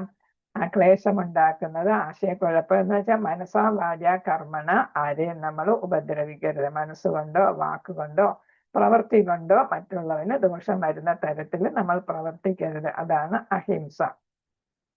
സമതുലിത അവസ്ഥ എന്ന് വെച്ചാൽ സുഖവും ദുഃഖവും എല്ലാം നമുക്ക് ഒരേപോലെ കാണാനായിട്ട് സാധിക്കണം. പിന്നെ തൃപ്തി എന്താണ്? നമ്മൾ ഉള്ളത് കൊണ്ട് സംതൃപ്തിപ്പെടാനായിട്ട് നമുക്ക് സാധിക്കണം. ഇതെല്ലാം ഭഗവാൻ തന്നിരിക്കുന്നതാണ്. ഇപ്പൊ വേറൊരാളിന് കൂടുതൽ കിട്ടി, എനിക്ക് ഇത്രേ കിട്ടിയുള്ളൂ എന്ന് വേണ്ട. നമുക്ക് കിട്ടിയത് ഭഗവാന്റെ കൃപ കൊണ്ട് അത് സന്തോഷത്തോടെ സ്വീകരിക്കുക എന്നുള്ളതാണ്. ഭഗവാൻ നമുക്ക് ഇത്രയും വിധിച്ചിട്ടുള്ളൂ എന്ന് വിചാരിക്കുക.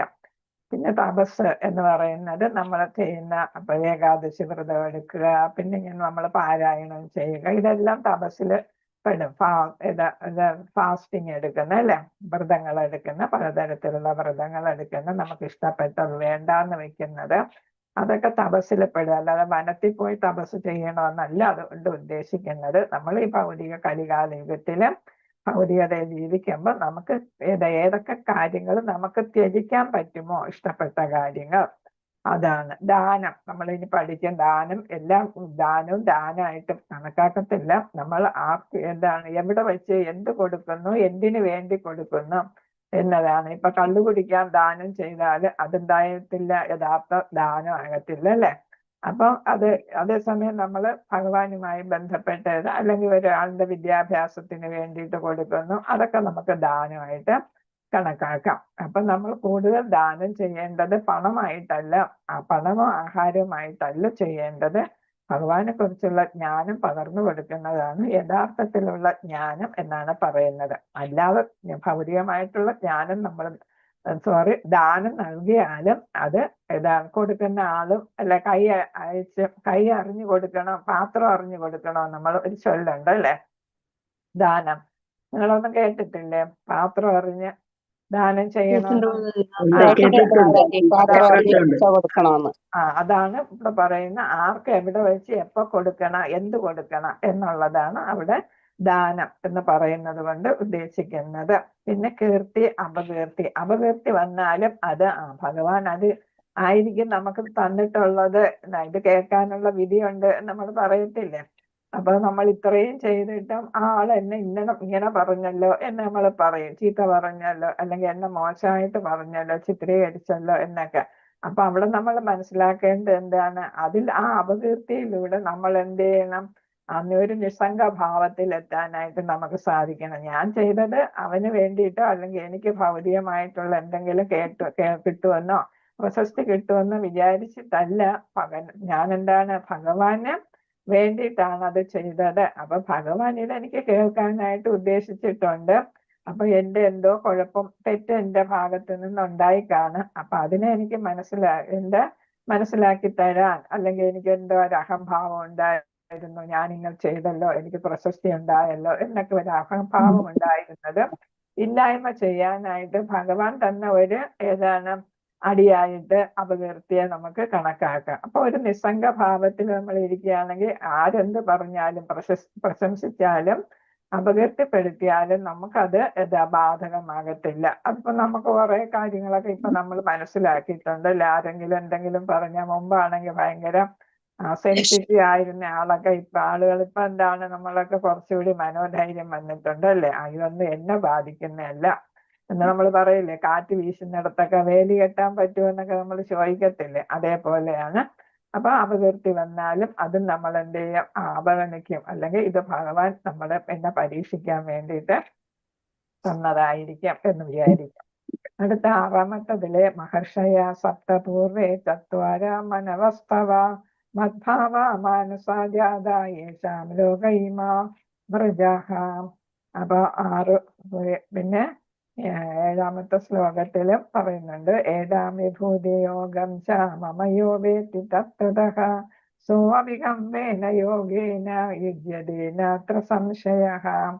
അപ്പൊ ഈ ശ്ലോകങ്ങളിലൊക്കെ ഭഗവാൻ പറയുന്നത് എന്താണ്? ശ്രേഷ്ഠരായ സപ്തർഷികളും അവർക്ക് മുമ്പേ വന്ന 4 ആരാണ്? മഹർഷിമാരും എന്ന് വെച്ചാൽ 4 കുമാരന്മാരും മാനവ സമുദായത്തിന്റെ പൂർവികരായ 14 മനുക്കളും എന്നിൽ നിന്ന് ഉത്ഭവിച്ച എന്റെ മാനസപുത്രന്മാരാണ്. എന്നുവെച്ചാൽ ഭഗവാൻ ഇത് മനസ്സുകൊണ്ടാണ് ബ്രഹ്മാവിലൂടെ അല്ലെ മാനസപുത്രന്മാരായിട്ടാണ് അവരൊക്കെ ജനിക്കുന്നത്. നമ്മളെ പോലെ ഭൗതികമായിട്ടുള്ള ബന്ധത്തിൽ നിന്ന് ഉണ്ടാകുന്നതല്ല. ഇവരെല്ലാം മനസ്സുകൊണ്ട് ജനിപ്പിച്ചതാണ്. വിവിധ ഗ്രഹങ്ങളിലുള്ള ജീവജാലങ്ങളെല്ലാം അവരെല്ലാം അവരുടെ പിന്തുടർച്ചക്കാരാണ്. അപ്പൊ ഓരോ കൽപ്പത്തിലും 14 മനുക്കൾ ഉണ്ടെന്ന് നമ്മൾ പഠിച്ചിട്ടുണ്ട് അല്ലെ. അപ്പൊ മൊത്തം 25 മഹാമുനിമാരാണ് ഉള്ളത്. 4 കുമാരന്മാർ. പേരൊക്കെ അറിയാമോ? സനകൻ, സനാതനൻ, സനന്ദൻ, സനത്കുമാരൻ അല്ലെ. അങ്ങനെ 4 കുമാരന്മാര് അവർ അവ്യക്തവാദികളായിരുന്നു. പക്ഷെ എവിടെയാണ് വൈകുണ്ഠത്തിൽ പോയ ഭഗവാന് അവിടെയാണ് ജയവിജയന്മാര് തടഞ്ഞു നിർത്തിയ കാര്യം അവരെ ശപിച്ചതൊക്കെ നമുക്കറിയാം അല്ലെ. അത് കഴിഞ്ഞിട്ട് ഭഗവാൻ പ്രത്യക്ഷപ്പെട്ടു അവരുടെ മുന്നില്. അപ്പൊ ഭഗവാന്റെ രൂപം കണ്ടപ്പോഴാണ് അവര് അന്തിച്ചു നിന്ന് പോയത്. അത്രയ്ക്ക് ആകർഷകമായ രൂപമാണല്ലേ. അതിനു പുറമെ ഭഗവാന്റെ പാദത്തിൽ ഏതുണ്ട്? തുളസീദളത്തിന്റെ സുഗന്ധം ഉണ്ടല്ലേ. അതെല്ലാം അവിടെ വ്യാപിക്കുന്നു. അപ്പൊ ഇതൊക്കെ ഭഗവാനിൽ ആകർഷിതരാകാനായിട്ട് അവരെ പ്രേരിപ്പിക്കുക. അങ്ങനെയാണ് ഭഗവാന്റെ ഉത്തമ ഭക്തരായിട്ട് ഈ 5 കുഞ്ഞുങ്ങളായിട്ടുള്ള ആരാണ്? സനകുമാരന്മാർ, സനകാദികൾ എന്ന് നമ്മൾ പറയും. അപ്പൊ അവരെല്ലാം മഹാമുനിമാരാണ് അല്ലെ. അവർക്ക് ആ പ്രായം മതി. കാരണം എന്താണ്? ബ്രഹ്മാവ് ആവശ്യപ്പെട്ടു അവരടുത്തും എന്തേലും ജനസംഖ്യ വർദ്ധിപ്പിക്കാൻ പറഞ്ഞിരുന്നു. അപ്പൊ പക്ഷെ അവർക്ക് എന്താണ്? അതിന് വേണ്ട അല്ലെ. അവർക്ക് ഗൃഹസ്ഥാശ്രമം വേണ്ട എന്ന് പറഞ്ഞ് അവർ സന്യാസത്തിലോട്ട് പോയവരാണ്. അപ്പൊ അത് പിന്നെ ഏതാണ്? 7 സപ്തർഷികളുണ്ട്. ഓരോ മന്വന്തരത്തിലും ഇതുപോലെ കൽപ്പത്തിലും ഇതുപോലെ 7 സപ്തർഷികളുണ്ട്. ബ്രഹ്മാവിന്റെ ഓരോ പകലിലും ഉണ്ട്. ഋഷിമാര് പേരെടുത്ത് കൊടുത്തിട്ടുണ്ട്. കശ്യപൻ, അത്രി, വസിഷ്ഠൻ, വിശ്വാമിത്രൻ, ഗൗതമൻ, ജമദഗ്നി, ഭരദ്വാജൻ. പിന്നെ 14 മനുക്കളുണ്ട്. ആദ്യത്തെ മനു ആണ് സ്വയംഭൂവ മനു അല്ലെ, ഭാര്യ ശതരൂപ. അപ്പൊ അവർക്ക് 5 കുട്ടികളുണ്ടായിരുന്നു. പിന്നെ അവരിലൂടെയാണ് ഇങ്ങനെ ജനസംഖ്യ വർധനവ് നടത്തിയത് എന്നാണ് പറയുന്നത്. അപ്പം ബ്രഹ്മാവിന്റെ 1000 ചതുർയുഗം അല്ലെ. അപ്പോഴത്തേക്ക് ജനസംഖ്യയെല്ലാം ധാരാളമായിട്ട് വർദ്ധിപ്പിക്കാനായിട്ട് മനുക്കൾക്ക് സാധിച്ചു. സപ്തർഷികളും പിന്നെ ആരാണ്? സനാതനന്മാര് ബ്രഹ്മചാരികളായിരുന്നു അല്ലെ. അപ്പൊ അങ്ങനെ വരുമ്പോ ഉത്ഭവാരിൽ നിന്നാണ്? ഭഗവാനിൽ നിന്നായതുകൊണ്ട് പ്രപിതാമഹനാണ്. മുത്തശ്ശന്റെ അച്ഛനാണ് ഭഗവാനായിട്ട് വരുന്നത്. അദ്ദേഹത്തിൽ നിന്ന് ബ്രഹ്മാവ് പിതാമഹനായിട്ട് വരുന്നു. അവിടെ നിന്ന് 4 കുമാരന്മാർ അല്ലെ, 25 പൂർവ്വ പിതാക്കന്മാർ വരുന്നു. 4 കുമാരന്മാർ പേര് കൊടുത്തിട്ടുണ്ട്. സപ്തർഷികൾ. സ്ക്രീൻഷോട്ട് എടുത്തോളൂ, വേണമെങ്കിൽ സ്ക്രീൻഷോട്ട് എടുത്തോളൂ. സ്ക്രീൻഷോട്ട് എടുക്കണേ മാതാജി, ഞങ്ങളൊന്നും എടുത്തിട്ടില്ല, പറ്റുന്നില്ല. ഓക്കെ. അപ്പൊ അങ്ങനെ വരുന്നത്. അപ്പൊ അതാണ് 7-മത്തതിലെ ഏതാം വിഭൂതി എന്ന് പറഞ്ഞ് അതിലെന്താണ്?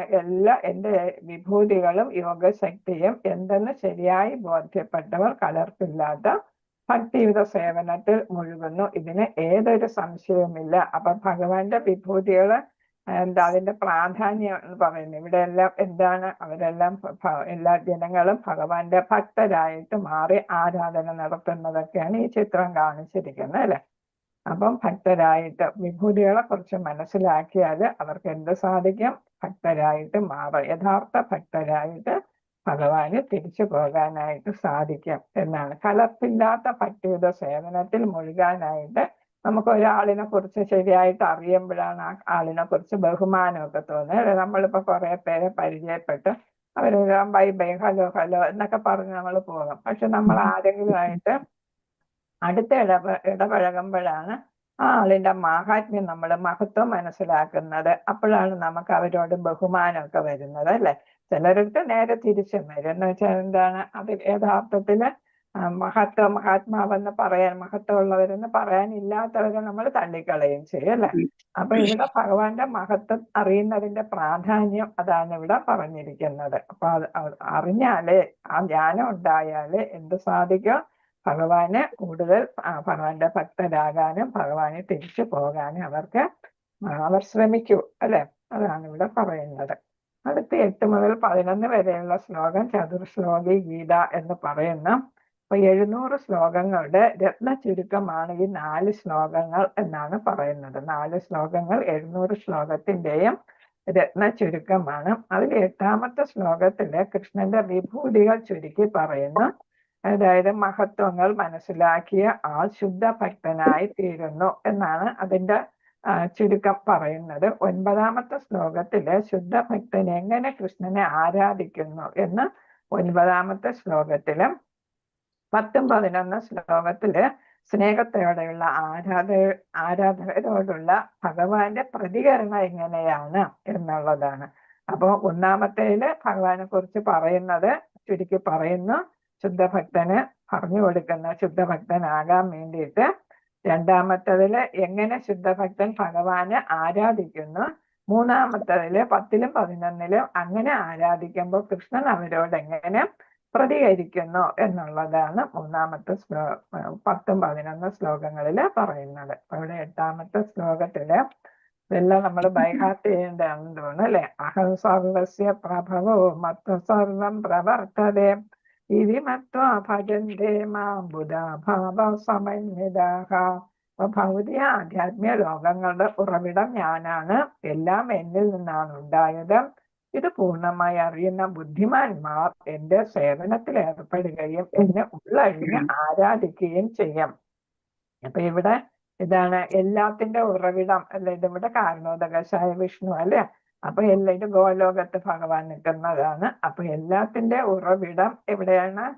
ഭഗവാനാണ് എന്നത് മനസ്സിലാക്കി കഴിഞ്ഞാല് എന്താണ്, അത് ഭൗതികവും ആധ്യാത്മിക ലോകങ്ങളുടെയും ഉറവിടം ഭഗവാനാണെന്ന് മനസ്സിലാക്കിയ ബുദ്ധിമാൻ എന്ത് ചെയ്യുന്നെന്ന് വെച്ചാൽ നമുക്ക് ഭഗവാൻ ബുദ്ധി തന്നിട്ടുമുണ്ട് അല്ലെ, ഇന്റലിജൻസ്. അപ്പൊ നമ്മൾ ബുദ്ധിയും പിന്നെ ഏതാണ് മനസ്സും കൂടെ ഉപയോഗിക്കണം. അപ്പൊ ഹാർട്ടും പിന്നെ ഏതാണ് ഹെഡും രണ്ടും കൂടെ ഉപയോഗിച്ച് വേണം നമ്മൾ ഭക്തി ചെയ്യാനെന്നാണ്. ഹാർട്ട് ഏതാണ്, നമ്മൾ അതിൽ ലയിക്കണം അല്ലെ. യഥാർത്ഥ ആത്മാർത്ഥതയോടെയുള്ള ഭക്തി ആയിരിക്കണം നമ്മൾ ഏതാണ്, അല്ലാതെ പ്രകടനമല്ല, ആരെങ്കിലും കാണിക്കാനായിട്ടല്ല. യഥാർത്ഥത്തിൽ നമുക്ക് ഭക്തി തോന്നി നമ്മൾ ചെയ്യുമ്പോൾ ഹാർട്ട് അതിൽ ഇൻവോൾവ് ആവും. പിന്നെ ഏതാണ് ഹെഡ്, ബ്രെയിൻ എന്ന് വെച്ചാൽ ഇന്റലിജൻസ്, ബുദ്ധി. അപ്പൊ രണ്ടും കൂടെ ഉപയോഗിക്കണം എന്നാണ് ഇവിടെ പറയുന്നത്. അങ്ങനെ സേവനത്തിൽ ഏർപ്പെടുന്ന ആളാണ് അതാ ഭഗവാന്റെ ശരിയായിട്ടുള്ള ആരാധകനായിട്ട് മാറുന്നത് എന്നാണ്. അപ്പൊ സകല ചരാചരങ്ങളും ഭഗവാനിൽ നിന്ന് ഉത്ഭവിക്കുന്നു, എല്ലാം അദ്ദേഹത്തിന്റെ നിയന്ത്രണത്തിൽ ബുദ്ധിമാനിലും മനസ്സിലാക്കുന്നു. പൂർണ്ണമായി ഭഗവാനിൽ മനസ്സ് ഹൃദയം അർപ്പിച്ച് സേവനത്തിൽ മുഴുകി ആരാധനയിലൂടെ ഏതാണ് ബുദ്ധിയും പിന്നെ ഏതാണ് ഹൃദയവും ഒന്നിച്ചു കൂട്ടി എന്ത് ചെയ്യുന്ന വേദങ്ങളിലും ഒക്കെ പറയുന്ന കാര്യങ്ങളും ഒക്കെ മനസ്സിലാക്കി എന്ത് ചെയ്യുന്നു, ഭഗവാനെ പ്രാപിക്കാനായിട്ട് അവർക്ക് സാധിക്കുന്നു എന്നാണ്. അപ്പം എല്ലാ ദേവന്മാരും എല്ലാം ഭഗവാനിൽ നിന്ന് ഉത്ഭവിച്ചവരാണ് എന്നാണ് ഇവിടെ പറയുന്നത്. എല്ലാ ഭൗതിക ആധ്യാത്മികം. ഇപ്പൊ 3 കാര്യം ഇവിടെ പറയുന്നു. എന്താണ് ഇത് അറിഞ്ഞതിന്റെ ഫലം ഇവിടെ വായിച്ചോളൂ. കൃഷ്ണനെ ഈ 3 ഫലം കൊടുത്തിരിക്കുന്നത് ഹരേ കൃഷ്ണ. ഒരാള് വായിക്കും. ഹരേ കൃഷ്ണ. കൃഷ്ണനെ ഉള്ളഴിഞ്ഞ് ആരാധിക്കുകയും ചെയ്യും, ഭഗവാന്റെ സേവനത്തിൽ ഏർപ്പെടുന്നു, സ്വയം സമർപ്പിക്കുന്നു. അപ്പൊ അതാണ് ചിലപ്പോ ചോദ്യം വരാം. അപ്പൊ ഭഗവാനെ അറിഞ്ഞാല് അതിന്റെ ഫലം 3 ഫലങ്ങളാണ് ഇവിടെ കൊടുത്തിരിക്കുന്നത് അല്ലെ. ഭഗവാൻ കൃഷ്ണൻ നമ്മുടെ അർജുനന് പറഞ്ഞു കൊടുക്കുന്ന അഹം സർവസ്യ പ്രഭവോ മത്ത സർവം പ്രവർത്തതെ. അപ്പൊ അത് എന്നെ അറിഞ്ഞ് പ്രവർത്തിച്ചാല്, ബുദ്ധിയും മനസ്സും കൊണ്ട് പ്രവർത്തിച്ചാൽ എന്ത് കിട്ടും? ഭഗവാനെ മനസ്സിലാക്കാനായിട്ട് സാധിക്കും. ഇവിടെ എല്ലാ ഉപനിഷത്തുകളിലും എല്ലാം പറയുന്നുണ്ട്. ഗോപാലതവനി ഉപനിഷത്ത്, നാരായണ ഉപനിഷത്ത്, മഹാ ഉപനിഷത്ത്, മോക്ഷധർമ്മ ഉപനിഷത്ത്, വരാഹ പുരാണം, ഇതിലെല്ലാം പറയുന്നുണ്ട്. അപ്പൊ ഭഗവാൻ ഇത് പറയുമ്പോൾ ഭഗവാനെ ബോസ്റ്റ് ചെയ്യല്ല, സ്വയം പുകഴ്ത്തി പറയുകയല്ല, പക്ഷെ നമ്മളെ ബൂസ്റ്റ് ചെയ്യുകയാണെന്നാണ് പറയുന്നത്. ബൂസ്റ്റ് നമുക്കറിയാമല്ലോ, നമ്മളെ ആരോഗ്യമൊക്കെ വർദ്ധിപ്പിക്കുന്നതാണ് അല്ലെ. അപ്പൊ നമുക്ക് കൂടുതൽ നന്മ വരാൻ വേണ്ടിയിട്ട്, അല്ലാതെ ബോസ്റ്റിംഗ് അല്ല, ബൂസ്റ്റിംഗ് ആണ് എന്നാണ് പറയുന്നത്. ഇതിലാണ് ഏതാ പറയുന്നത്? 9ാമത്തെ അല്ല 8ാമത്തതിലാണ് പറയുന്നത് ഏതാ? നമ്മള് സംബന്ധം അല്ലെ, ഭഗവാനെ കുറിച്ച് അറിഞ്ഞ് ഭഗവാന് വേണ്ടിയിട്ട് ഭക്തിയുടെ സേവനം ചെയ്യുമ്പോൾ അതിന്റെ ഫലം കിട്ടും അല്ലെ. 3 ഫലങ്ങൾ ഇവിടെ പറയുന്നു. അപ്പൊ എന്താണ് ഇവിടെ? സംബന്ധം, അഭിധേയം, പിന്നെ ഇവിടെ പ്രയോജനം. പറഞ്ഞു കൊടുക്കുന്നു, അത് മനസ്സിലാക്കി പ്രവർത്തിക്കുന്നു, ഭക്തിയുടെ സേവനം ചെയ്യുന്നു, അതിന്റെ ഫലം അഭിധേയം, കഴിയുമ്പോൾ പ്രയോജനം. അപ്പൊ 3 കാര്യങ്ങൾ ഇവിടെ ഈ 8ാമത്തെ ശ്ലോകത്തിലൂടെ ഭഗവാൻ നമുക്ക് ഓർമ്മപ്പെടുത്തി തരികയാണ് എന്നുള്ളതാണ്. 9ാമത്തെ ശ്ലോകം മച്ചിത്ത മദ്ഗത പ്രാണ ബോധയന്ത പരസ്പരം കഥയന്തമാം നിത്യം തുഷ്യന്തേജ രമന്തേജ. അപ്പൊ എന്റെ ശുദ്ധഭക്തന്മാരുടെ ചിന്ത എന്നിൽ നിലകൊള്ളുന്നു, അവരുടെ ജീവിതം തികച്ചും എന്റെ സേവനത്തിനായും സമർപ്പിതരായിരിക്കും. എന്നെക്കുറിച്ചുള്ള പ്രഭാഷണങ്ങളിൽ ഏർപ്പെട്ട് പരസ്പരം ബോധദീപ്തരാകുക വഴി അവർ സംതൃപ്തിയും ആനന്ദവും അനുഭവിക്കുന്നു. അപ്പൊ എന്താണ്? എപ്പോഴും ഭഗവാനെ കുറിച്ച് ചിന്തിക്കുന്നു അല്ലെ. ശുദ്ധഭക്തന്റെ ലക്ഷണങ്ങളാണ് ഇതേ പറയുന്നത്. അപ്പൊ ഒരു ശുദ്ധഭക്തൻ എന്ത് ചെയ്യുന്നു? എപ്പോഴും ഭഗവാനെ കുറിച്ച് ചിന്തിക്കുന്നു. ഭഗവാൻ എന്ത് സേവ ചെയ്യാം അല്ലെ, ഭഗവാന്റെ പ്രയർ എങ്ങനെ ചൊല്ലാം എന്നൊക്കെ വിചാരിച്ച്, അപ്പൊ ഭഗവാനെ എങ്ങനെ ആരാധിക്കാം, പൂജിക്കാം, എന്ത് പ്രസാദം ഉണ്ടാക്കി കൊടുക്കാം എന്നൊക്കെ പറഞ്ഞ് എന്നൊക്കെ ആയിരിക്കും ചിന്തിക്കുക. അതേപോലെ ഭഗവാനെ കുറിച്ച് കേൾക്കാനായിട്ട്, ശ്രവിക്കാനായിരിക്കും കൂടുതൽ താല്പര്യം അല്ലെ. പിന്നെ തമ്മിൽ കൂടുമ്പോ, ഭക്തർ തമ്മിൽ കൂടുമ്പോ ഭൗതികമായിട്ടുള്ള കാര്യങ്ങളായിരിക്കില്ല സംസാരിക്കുന്നത് അല്ലെ.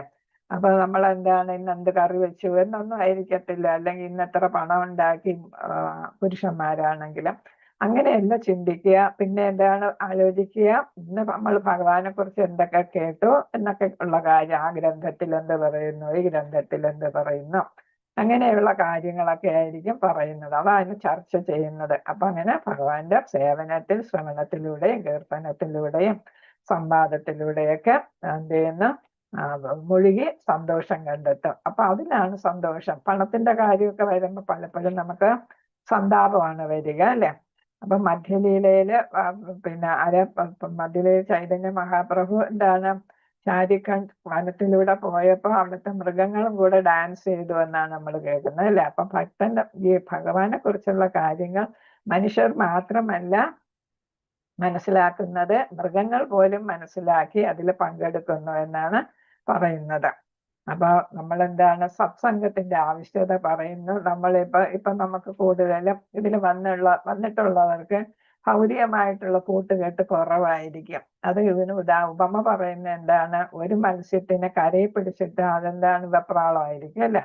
അതേപോലെയാണ് ഭക്തർക്ക് ഭൗതികമായിട്ടുള്ള ആളുകളുമായിട്ട് ഇടപഴകുമ്പോൾ അവർക്ക് ആ വെപ്രാളം വരും എന്നാണ് പറയുന്നത്. അതായത് ഭഗവാന്റെ കാര്യങ്ങൾ പറയാനായിരിക്കും കൂടുതൽ താല്പര്യം. അല്ല, ഭക്തരോട് നമ്മൾ പോയി പറഞ്ഞാൽ അവർക്ക് ഇതൊന്നും ദഹിക്കത്തുമില്ല അല്ലെ. അവർക്ക് ബോറാകും നമ്മൾ പറയുമ്പോ. അപ്പൊ നമ്മൾ അതേസമയം ഭക്തരുടെ സംഘത്തിൽ കയറുമ്പോൾ നമ്മൾ ഭഗവാന്റെ കാര്യങ്ങളൊക്കെ കേൾക്കുകയും പറയുകയൊക്കെ ചെയ്യും. അങ്ങനെ നമ്മളിൽ ഭക്തിലതാ ബീജം സൃഷ്ടിക്കപ്പെടുമെന്നാണ് പറയുന്നത്. ഭക്തിലതാ ബീജം ബീജം എന്ന് പറയുന്നത് സീഡ് അല്ലെ. ആ സീഡ് നമ്മുടെ ഉള്ളില് എന്ത് ചെയ്യുന്നു? പാകുകയാണ് ചെയ്യുന്നത്. എന്നിട്ട് നമ്മളത് ഹരേ കൃഷ്ണ മഹാമന്ത്ര ജപം, ഭക്തിയുടെ സേവനം, കൂടുതൽ ഹരേ കൃഷ്ണ മഹാമന്ത്ര ജപം കൊണ്ട് അതിനെ വളർത്തി അതിനെ വെള്ളം കൊള്ളിക്കുന്നതും ഒക്കെ ഇത് തന്നെ ഹരേ കൃഷ്ണ മഹാമന്ത്രം കൊണ്ടാണ്. അതങ്ങനെ ഭൗതിക ലോകം കഴിഞ്ഞ് ബ്രഹ്മലോകവും കഴിഞ്ഞ് ഗോലോക ചാർട്ട് നോക്കുമ്പോൾ നമ്മൾ ഹരേ കൃഷ്ണ മഹാമന്ത്രം എന്നുള്ള എഴുതി അവരിതിങ്ങനെ പോകുന്ന കാണാം അല്ലെ. മേളിലോട്ട് പോയി ഗോലോകം വരെ അതെത്തുന്നത് കാണാമായിരിക്കും. ഗോലോക ചാർട്ട് എടുത്ത് കാണാം. അങ്ങനെ അവിടെ കാക്കുകയും പൂക്കുകയും കാക്കുകയും ഒക്കെ ചെയ്യും. അപ്പൊ നമ്മൾ അവിടെയും ഭക്തിയുത സേവനമായിരിക്കും ചെയ്യുക. അപ്പൊ ഇവിടെ പ്രഭാതരുടെ സത്സംഗമാണ് ഇവിടെ വരുന്നത്. അപ്പൊ നമുക്ക് സംതൃപ്തിയും ആനന്ദവും കൂടുതൽ അനുഭവിക്കാനായിട്ട് സാധിക്കും എന്നാണ് ഇവിടെ പറഞ്ഞിരിക്കുക. അപ്പൊ എന്ത് ജോലി ചെയ്യുമ്പോഴും കൃഷ്ണനെ സ്മരിക്കുന്നതാണ് ഇവിടെ കാണിച്ചിരിക്കുന്നത്. വ്യത്യസ്ത ജോലികൾ ചെയ്യാണ്. ഇവിടെ ഒരു ബുക്ക് ഡിസ്ട്രിബ്യൂഷൻ ആണ്. പോകുന്ന ആളിന്റെ ഹരേ കൃഷ്ണ പറഞ്ഞ് പുറകെ പോകുകയാണ്. കുഞ്ഞുമായിട്ട് സംസാരിക്കുമ്പോഴും മനസ്സിൽ എന്തുണ്ട്, ഭഗവാന്റെ ചിന്തയുണ്ട് എന്നാണ് ഇവിടെ പറയുന്നത്. അപ്പൊ പ്രഥമ ഘട്ടത്തിലും പരിപക്വ ഘട്ടത്തിലും ഉള്ള കാര്യം ഇവിടെ കൊടുത്തിട്ടുണ്ട്. വായിച്ചോളൂ. പ്രഥമ ഘട്ടത്തിലും പരിപക്വ ഘട്ടത്തിലും ഉള്ളത് മാറ്റം പെട്ടെന്ന് വായിച്ചോളൂ, സമയം കളയണ്ട. ഭക്തിയുത സേവനത്തിൽ നിന്ന് ലഭ്യമായ ദിവ്യമായ ആനന്ദത്തെ അവർ ആസ്വദിക്കുന്നു. പ്രഥമഘട്ടത്തിൽ പരിപക്വാവസ്ഥയില് അവർ ഭഗവത് പ്രേമത്തിൽ സ്ഥിതി ചെയ്യുന്നു. ആ അതീന്ദ്രിയ അവസ്ഥയിൽ എത്തിയവർക്ക് സ്വതാമസ്ഥനായ ഭഗവാന്റെ നിതാന്ത പൂർണ്ണത അനുഭവവേദ്യമാകും. അപ്പൊ ഇവിടെ ആസ്വാദനം വരുന്നു. മറ്റിടത്താണെങ്കിൽ ഭഗവാനെ ഫീൽ ചെയ്യാൻ പറ്റും അല്ലെ. ഭഗവാനുണ്ട് എന്നുള്ളത് നമുക്ക് അനുഭവത്തിൽ അറിയാനായിട്ട് പറ്റും എന്നുള്ളതാണ് ഇവിടെ പറഞ്ഞിരിക്കുന്നത്. ഹരേ കൃഷ്ണ.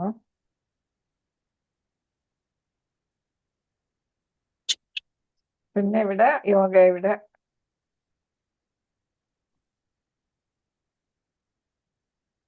എന്റെ ശുദ്ധ ഭക്തന്മാരുടെ ചിന്ത എന്നിൽ കുടികൊള്ളുന്നു. ഞാൻ പറഞ്ഞതാ, ജീവിതം തികച്ചും സേവനത്തിനായി സമർപ്പിക്കും. എന്നെ കുറിച്ചുള്ള സംഭാഷണങ്ങളിൽ ഏർപ്പെട്ട് പരസ്പരം ബോധദീപ്തരാകുക വഴി സംതൃപ്തിയും ആനന്ദവും അവര് അനുഭവിക്കുന്നു എന്നുള്ളതാണ്.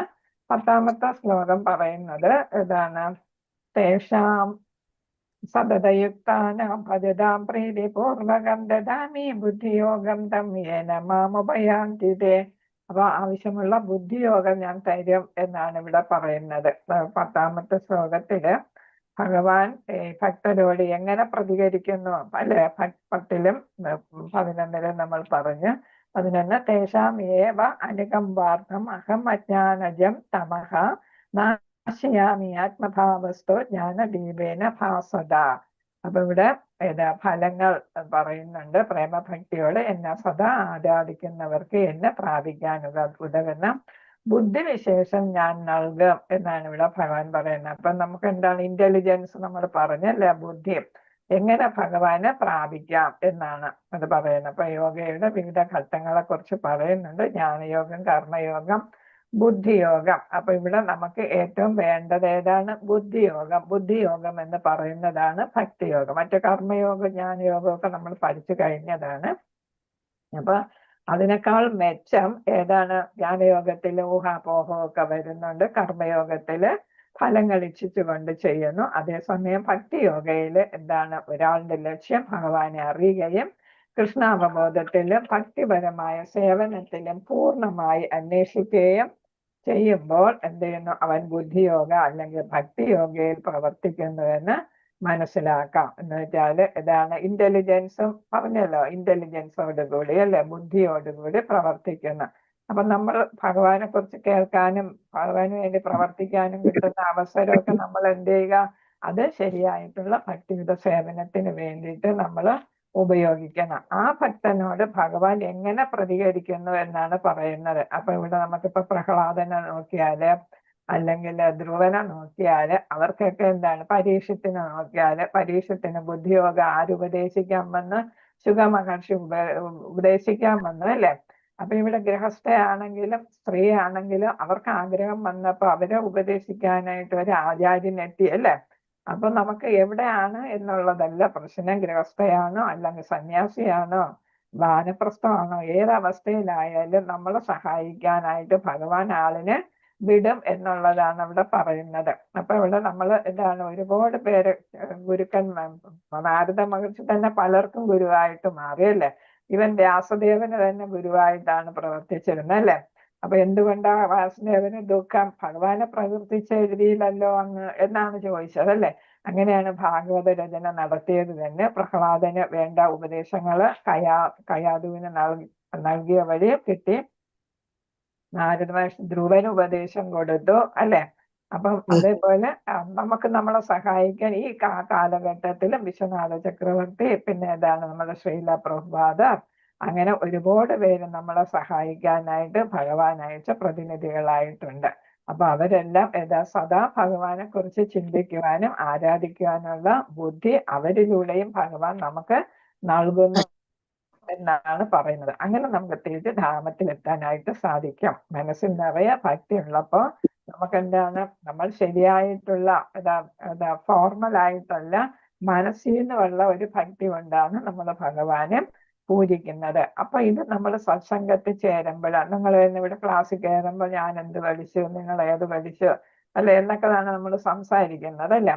അപ്പൊ എന്താണ്, കൂടുതൽ ഭഗവാനെ കുറിച്ച് ചർച്ച ചെയ്യാനായിട്ട് നമുക്ക് സാധിക്കും. അങ്ങനെ നമുക്ക് ഭഗവാനെ പ്രാപിക്കാനായിട്ട് സാധിക്കും. പരമാത്മാവ് തന്നെ ഉള്ളിലിരുന്ന് നമ്മളെ എന്ത് ചെയ്യുന്നു, ഗൈഡ് ചെയ്യും എന്നാണ് പറയുന്നത്. നമുക്ക് ആഗ്രഹം ഉണ്ടെങ്കിൽ, യഥാർത്ഥ ആഗ്രഹം ഉണ്ടെങ്കിൽ ഭഗവാൻ തന്നെ പരമകാരുണ്യം കാണിച്ച് നമ്മളെ ഉള്ളിലിരുന്ന്, അതാണ് ഇവിടെ അനുകമ്പാർത്ഥം എന്ന് പറഞ്ഞല്ലേ. അവര് സവിശേഷ അനുകമ്പയോടെ ഞാൻ ഹൃദസ്ഥനായിട്ട് ജ്ഞാനദീപം കൊണ്ട് അവരുടെ അജ്ഞാനജന്യമായ തമസിനെ അകറ്റുന്നു. അപ്പൊ അവരുടെ അജ്ഞാനം മാറ്റി അവരെന്താണ്, അവരുടെ ഹൃദയം ബുദ്ധി എല്ലാം ഇതാക്കുന്നു, പ്രകാശമാനമാക്കുന്നു, ജ്ഞാനമുള്ളവരാക്കി മാറ്റുന്നു. അപ്പൊ അത് ഭഗവാന്റെ ഒരു കാരുണ്യം. നമുക്ക് ആത്മാർത്ഥമായിട്ട് ഭഗവാനെ അറിയാനും ഒക്കെ നമുക്ക് സാധിക്കണം. അങ്ങനെ ആകുമ്പോഴേ ഇരുട്ടിനെ മാറ്റി ഹൃദയത്തെ തിളങ്ങുന്നതാക്കി ഹൃദയ മാലിന്യങ്ങളൊക്കെ നീക്കാനായിട്ട് അങ്ങനെ തെളിഞ്ഞ മനസ്സും ഹൃദയവും ബുദ്ധിയും ഒക്കെ ആയിട്ട് നമുക്ക് ഭഗവാനെ പ്രാപിക്കാനായിട്ട് സാധിക്കുന്നു. ഏതുപോലെ സൂര്യൻ ഇരുട്ടിനെ മാറ്റി നമ്മളെ വെളിച്ചം പകരുന്നത് പോലെ ഭഗവാനന്റെ കാരുണ്യം കൊണ്ട് നമ്മുടെ അജ്ഞതയെ മാറ്റി എന്ത് ചെയ്യുന്നു, നമുക്ക് ജ്ഞാനം അല്ലെങ്കിൽ പ്രകാശം നൽകുന്നു. ഭഗവാനെ പ്രാപിക്കാനുള്ള പ്രകാശം നമുക്ക് നൽകുന്നു. അതാണ് ഇവിടെ പറയുന്നത്. അടുത്ത് നമുക്ക് 12 മുതൽ 18 വരെയുള്ള ശ്ലോകങ്ങളിൽ ഭഗവാൻ കൃഷ്ണനെ അർജുനൻ മനസ്സിലാക്കിയിട്ടുള്ള കാര്യമാണ് വരുന്നത്. അടുത്ത ശ്ലോകത്തില് ഹരികൃഷ്ണ 18 വരെയുള്ള ശ്ലോകങ്ങളില് പറയുന്നു, ഞാൻ അങ്ങയെ മനസ്സിലാക്കി കഴിഞ്ഞു. അർജുന ഉവാച. അതാണ് 8-ലെ 2-ാമത്തെ ശ്ലോകം കഴിഞ്ഞിട്ട് ആദ്യമായിട്ട് അർജുനൻ സംസാരിച്ചു തുടങ്ങുന്നതാണ് ഇവിടെ വരുന്നത്. അർജുന ഉവാച. പരം ബ്രഹ്മ പരം ധാമ പവിത്രം പരമം ഭവാൻ പുരുഷം ശാശ്വതം ദിവ്യം ആദിദേവം അജം വിഭോ ആകുസ്ത്വാം ഋഷയ സർവേ ദേവർഷിർനാരദസ്തദാ അസിതോ ദേവലോ വ്യാസ സ്വയം ശൈവ പ്രവീഷിമേ. അപ്പൊ ഒരുപാട് പേര് ഇതിനെ കുറിച്ച് പറഞ്ഞു. അപ്പൊ ഞാൻ അങ്ങയെ എന്താണ്, അങ്ങ് തന്നെയാണ് പരമദിവ്യോത്തമ പുരുഷൻ എന്ന് ഞാൻ മനസ്സിലാക്കുന്നു. ഈ വിശ്വാസം മുമ്പും ഉണ്ടായിരുന്നു, എനിക്ക് മാത്രമല്ല മുമ്പും പലർക്കും ഉണ്ടായിരുന്നു. ആർക്കൊക്കെ ഉണ്ടായിരുന്നു? മഹത്തായ ദേവഗ്രന്ഥർ, അതന്നെ, പിന്നെ മുനിമാരുടെ പേരൊക്കെ എടുത്ത് പറയുന്നു. നാരദൻ, അസിതൻ, ദേവലൻ, വ്യാസൻ ഇവർക്കെല്ലാം ഉണ്ടായിരുന്നു എന്ന് പറയുന്നു അല്ലെ. അവർക്കുണ്ടായിരുന്നു. പിന്നെ ഏതാണ്, വേദങ്ങളിൽ പറയുന്നു, വേദങ്ങൾ രചിച്ചത് ഭഗവാൻ തന്നെയാണ് അല്ലെ, അറിയുന്നതും ഭഗവാൻ തന്നെ. അപ്പൊ വേദങ്ങളും പറയുന്നു പരിശുദ്ധരിൽ പരിശുദ്ധൻ അങ്ങാണ്, സമർപ്പിതരായി, അത് കാരണം ഭഗവാൻ സമർപ്പിതരായി പാപമോചനം നേടുക എന്നൊക്കെ പറയുന്നുണ്ട്. കേനോപനിഷത്തിലും പറയുന്നു എല്ലാത്തിലും പരബ്രഹ്മം നിലനിൽക്കുന്നു എന്ന് പറയുന്നുണ്ട്. മുണ്ടകോപനിഷത്ത് പറയുന്നു നിരന്തര സ്മരണത്തിലൂടെ എല്ലാവരിലും നിലകൊള്ളുന്ന പരമോന്നതനെ അറിയുക. വേദങ്ങൾ പറയുന്നു പരിശുദ്ധരിൽ പരിശുദ്ധൻ അല്ലെ. അപ്പൊ ശ്രീകൃഷ്ണൻ പരമമായ ധാമമാണ്, നമ്മുടെ കുടുംബമാണ് ഭഗവാന്റെ ധാമം എന്ന് പറയുന്നത്. അതിന്റെ പ്രത്യേകത പറയുന്നു പവിത്രം നിരപേക്ഷ അല്ലെ, പവിത്രമാണ് എന്നാണ്. നിരപേക്ഷ തത്വം, അതായത് അൾട്ടിമേറ്റ് ട്രൂത്ത്, അതെന്താണ്, ശാശ്വതമാണ്, സനാതനമായതാണ്, അഭൗതികമാണ്. ഇതിൽ ഉള്ളത് തന്നെ അഭൗതികമാണ്, ആദിപുരുഷനാണ്, ആദ്യമേ ഉള്ളതാണ്, അജനാണ്, മഹാനാണ് ഭഗവാൻ എന്നിവിടെ എല്ലാം ആര് പുകട്ടുന്നു, അർജുനെ പുകട്ടുകയാണ് ചെയ്യുന്നത്. സർവമേതദൃഢം മന്യേ യത്മാം വദതി ഹേ കേശവാം നഹി തേ ഭഗവൻ വ്യക്തിം വിദുർദേവാനദാനവാഃ സ്വയമേവ ആത്മനാത്മാനം വേദത്വം പുരുഷോത്തമ ഭൂതഭാവന ഭൂതേശ ദേവദേവ ജഗത്പദേ വക്തും അർഹസി അശേഷേണ ദിവ്യാ ഹി ആത്മവിഭൂതയഃ യാഭിർവിഭൂതിഭിർലോകാനി മാന്തം വ്യാപ്യ തിഷ്ഠസി കഥം വിദ്യാമഹം യോഗിൻ ത്വം സദാ പരിചിന്തയൻ കേഷു കേഷു ച ഭാവേഷു ചിന്തൂസി ഭഗവന്മയ. അപ്പൊ ഇങ്ങനെ ഭഗവാനെ പുകഴ്ത്തുകയാണ് അർജുനൻ. ജനിക്കാത്തവനാണ്, ജനനമില്ലാത്തവനാണ്, ആദ്യമേ ഉള്ള ആദിപുരുഷനാണ്, അല്ലെ, ഭൗതികമാണ്, ഭൗതികമല്ലാത്തതാണ്, സനാതനമാണ്, ശാശ്വതമാണ് എന്നൊക്കെ പറയുന്നു. അപ്പം വേദങ്ങളിലെല്ലാം പറഞ്ഞു. ഇപ്പൊ ഭഗവാനും നേരിട്ട് എന്നോട് പറഞ്ഞു. അപ്പൊ വേദങ്ങൾ പിന്നെ ആചാര്യന്മാരൊക്കെ പറഞ്ഞു. എനിക്ക് തന്നെ ബോധ്യമായി. ഇപ്പം ഭഗവാൻ നേരിട്ട് എന്നോട് പറയുകയും ചെയ്തു എന്നാണ് ഇവിടെ പറയുന്നത്. അതുകൊണ്ട് എന്താ ഇവിടെ പറയുന്നത്? ഏതാണ്? ഭഗവാന്റെ വിഭൂതികൾ വേണമെങ്കിൽ അന്തരംഗ ശക്തിയാൽ വിഭൂതികൾ വെളിപ്പെടുത്താനായിട്ട് സാധിക്കും. അതുകൊണ്ട് അർജുന കൃഷ്ണനോട് എന്താണ് പ്രകീർത്തിച്ചിട്ട് ആവശ്യപ്പെടുകയാണ്. പുരുഷോത്തമ എന്ന് പറയുന്നു അല്ലെ 15-ാമത്തെ ശ്ലോകത്തില്. പുരുഷോത്തമ, പുരുഷന്മാരിൽ ഉത്തമൻ, ഭൂതഭാവന, എല്ലാ ജീവജാലങ്ങളുടെയും പിതാവ് എന്നാണ് പറയുന്നത്. ഭൂതേശ, എല്ലാ ജീവജാലങ്ങളെയും നിയന്ത്രിക്കുന്നവൻ. ദേവദേവ, എല്ലാ ദേവന്മാരുടെയും ദേവൻ. ജഗത്പതി, പ്രപഞ്ച നായകൻ എന്നാണ്. അപ്പൊ എല്ലാം കൊണ്ടും ഭഗവാൻ ആരാണ്? സുപ്രീമാണ് എന്നാണ് ഇവിടെ പറയുന്നത്. കാരണം എന്താണ്? കൃഷ്ണൻ പറഞ്ഞാൽ അത് ഏറ്റവും വിശ്വസനീയമാണ്. കൃഷ്ണൻ തന്നെ പറഞ്ഞു, ഞാനാണ് എല്ലാത്തിൻ്റെ ഉത്ഭവം എന്നെല്ലാം ഈ 4 ചതുശ്ലോകി ഗീതയിലൂടെ പറയുകയുണ്ടായി. അതെല്ലാം കേട്ടപ്പോ അർജുനന് വിശ്വാസമായി. പിന്നെ മറ്റ് ഗ്രന്ഥങ്ങളിലും എല്ലാം പറഞ്ഞു, ആചാര്യന്മാരും എല്ലാം ഇത് തന്നെയാണ് പറഞ്ഞത്. പോയിട്ട് ഭഗവാൻ നേരിട്ടിപ്പോ പറഞ്ഞു. അതുകൊണ്ട് അർജുനൻ പറയുന്ന ഏതാണ്? കേട്ടിട്ടും എനിക്ക് മതിയാകുന്നില്ല. കേൾക്കും തോറും നാശമില്ലാത്ത വാക്കുകളെ ആസ്വദിക്കാൻ എനിക്ക് തോന്നുന്നു. അതുകൊണ്ട് ഏതാണ്? അമൃതവാണി രുചിക്കാൻ എനിക്ക് ആഗ്രഹം വരുന്നു. അതുകൊണ്ട് എന്ത് ചെയ്യുക? ജനാർദ്ദന, എനിക്ക് അങ്ങയെക്കുറിച്ച് കൂടുതൽ അങ്ങയുടെ വിഭൂതികളെ കുറിച്ച് പറഞ്ഞു തരിക എന്നാണ് ഈ 18-ാമത്തെ ശ്ലോകത്തിൽ പറയുന്ന. വിസ്തരേണ ആത്മനോയോഗം വിഭൂതിഞ്ച ജനാർദ്ദന ഭൂയ കഥയ തൃപ്തിർഹി ശൃണ്വതോ നാസ്തി മേ അമൃതം. അപ്പൊ അമൃതാണ് അങ്ങയുടെ വാക്ക് എന്നാണ് പറയുന്നത്. അപ്പൊ എനിക്കിത് കേട്ടിട്ടും മതിയാകാത്തത് കൊണ്ട് ജനാർദ്ദന എന്ന് വെച്ചാൽ ഭക്തന്മാരുടെ സംരക്ഷകൻ, മനസ്സിനെയും ഇന്ദ്രിയങ്ങളെയും നിയന്ത്രിക്കാൻ സഹായിക്കുന്ന ആളെന്നാണ് ജനാർദ്ദന എന്നുള്ളതിന്റെ പേര്. അതിന് വേറൊരു അർത്ഥമുണ്ട്. സമുദ്രത്തിൽ വസിച്ചിരുന്ന അസുരന്മാരായ ജനാസ്, അവര് ഏതാണ്? വധിച്ചവൻ എന്നുള്ള പേരും ജനാർദ്ദന എന്നുള്ളതുണ്ട്. 2 അർത്ഥം വരും. ഒന്നേതാണ്? മനസ്സിനെയും ഭക്തന്മാരുടെ സംരക്ഷകൻ. എങ്ങനെ സംരക്ഷകനാകുന്നു? മനസ്സിനെ എന്ത് ചെയ്യുന്നു? ഇന്ദ്രിയങ്ങളെയും മനസ്സിനെയും നിയന്ത്രിക്കാനായിട്ട് സഹായിക്കുന്നു അല്ലെ. അങ്ങനെ ജനാർദ്ദനാകുന്നു. ജനാസ് എന്ന് പറയുന്ന അസുരന്മാരെ വധിച്ചവൻ എന്ന അർത്ഥത്തില് ജനാർദ്ദനായിട്ട് വരുന്നുണ്ട്. അപ്പൊ ഈ 18-ാമത്തെ ശ്ലോകത്തില് എന്താണ്? എല്ലാ വിഭൂതികളെ കുറിച്ചും പറയാനായിട്ട് അർജുനൻ ആവശ്യപ്പെടുന്ന അങ്ങയുടെ ഏതാണ്? നിഗൂഢമായ ശക്തികൾ, മിസ്റ്റിക് പവർ അല്ലെ, യൗകിക പ്രഭാവം, അതിനെക്കുറിച്ച് വിശദമായിട്ട് പറഞ്ഞു തരൂ. എനിക്ക് ധൃതിയൊന്നുമില്ല, യുദ്ധമൊക്കെ അവിടെ നിൽക്കട്ടെ, ഇതെല്ലാം കേട്ട് കഴിഞ്ഞിട്ട് യുദ്ധം ചെയ്യാം എന്നുള്ളതാണ്. ഇപ്പോഴും മനസ്സ് മാറിയിട്ടുണ്ട് യുദ്ധം ചെയ്യാനായിട്ടല്ലേ. എന്നാലും എനിക്കിത് പറഞ്ഞു തരൂ എന്നാണ്. അർജുനൻ ആരാണ്? വിശാഖ സഖിയുടെ അവതാരമായിട്ടാണ് അർജുനനെ പറയുന്നത്. ഏറ്റവും ഇഷ്ടപ്പെട്ട ആളാണ് ലളിത വിശാഖ അല്ലെ. അപ്പൊ വിശാഖ സഖിയുടെ അവതാരമാണ് അർജുനനെ ഇത് കേട്ടിട്ടൊന്നും കാര്യമില്ല. കാരണം എന്താ? ഇതെല്ലാം കലക്കി കുടിച്ചിരിക്കുന്ന ആളാണ്, ഭഗവാന്റെ കൂടെയുള്ള ആളാണ് അല്ലെ. അപ്പൊ ഇതൊന്നും അറിയേണ്ട കാര്യമില്ല. പക്ഷെ നമുക്ക് വേണ്ടിയിട്ട് അത് പറഞ്ഞു തരുന്നു എന്നുള്ളതാണ് ഒരു പ്രത്യേകത. ഇവിടെ പിന്നെ ഈ പറഞ്ഞ കാര്യങ്ങളാണ് കാണിച്ചില്ല. ഇതെല്ലാം നമ്മൾ പറഞ്ഞു കഴിഞ്ഞ കാര്യം. സനാതനൻ, അഭൗതികം, അഭൗതികം. പിന്നെ ഏതാണ് ഇവിടെ അർജുനൻ എങ്ങനെയാണ് ഭഗവത്ഗീത സ്വീകരിച്ചത്, ഭഗവാനെ കുറിച്ച് ഓരോന്ന് പറഞ്ഞതാണ്. ശുദ്ധമായ ഭൗതികതയുണ്ട്, മലിനമാകാത്ത പവിത്രമാണ്, പരമം ഭവാനാണ്, പുരുഷമാണ്, ശാശ്വതമാണ്, അതായത് നിത്യനാണ്. സ്ക്രീൻഷോട്ട് എടുത്തോളും, അതായത് ചോദ്യം വരും. ദിവ്യമാണ്, ആദിദേവമാണ്, അല്ലെ, പിന്നെ ഏതാണ്, അജമാണ്, വിഭുമാണ്. പിന്നെ ആചാര്യന്മാരെല്ലാം സ്വീകരിച്ചിട്ടുണ്ട്. ഞാൻ പിന്നെ ഇത് അതേപടി സത്യമായിട്ട് അങ്ങേ വിശ്വസിക്കുന്നു. വ്യക്തിത്വം ദേവന്മാർക്കൊന്നും മനസ്സിലാകാൻ പറ്റത്തില്ല, അങ്ങ് പരമസത്യമാണ് എന്നാണ് ഇവിടെ പറഞ്ഞിരിക്കുന്നത്, അല്ലെ. ഹരേ കൃഷ്ണ.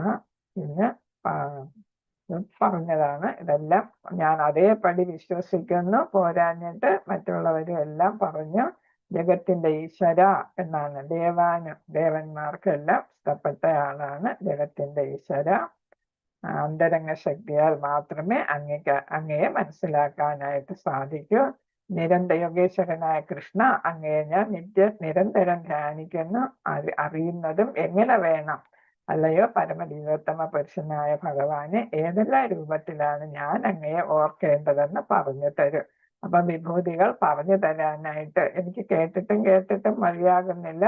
പിന്നെ കേൾക്കും തോറും അങ്ങയുടെ വാക്കുകളാകുന്ന അമൃതത്തെ ആസ്വദിക്കാൻ തോന്നുന്നു. ജനാർദ്ദന, അങ്ങയുടെ വിഭൂതികളെ പറ്റി, അവയുടെ യൗകിക പ്രഭാവം, മിസ്റ്റിക് പവർ, അതാണ് യൗകിക പ്രഭാവം എന്ന് പറയുന്നത്, വീണ്ടും വിശദമായിട്ട് വ്യാഖ്യാനിച്ചു തരൂ എന്നിവിടെ പറയുന്നുണ്ട്. അപ്പൊ 17 18 ആ കാര്യം തന്നെ കേട്ടിട്ടും മതിയാകുന്നില്ല. മഹത്വങ്ങളെ കുറിച്ച് കേൾക്കുവാൻ അഭ്യർത്ഥിക്കുന്ന ഐശ്വര്യം. ഇത് ചിലപ്പോൾ ചോദ്യം വരും, ഏതാണ് ഐശ്വര്യം കേൾക്കുന്നതിന്റെ പ്രയോജനങ്ങൾ എന്തൊക്കെയാണ്?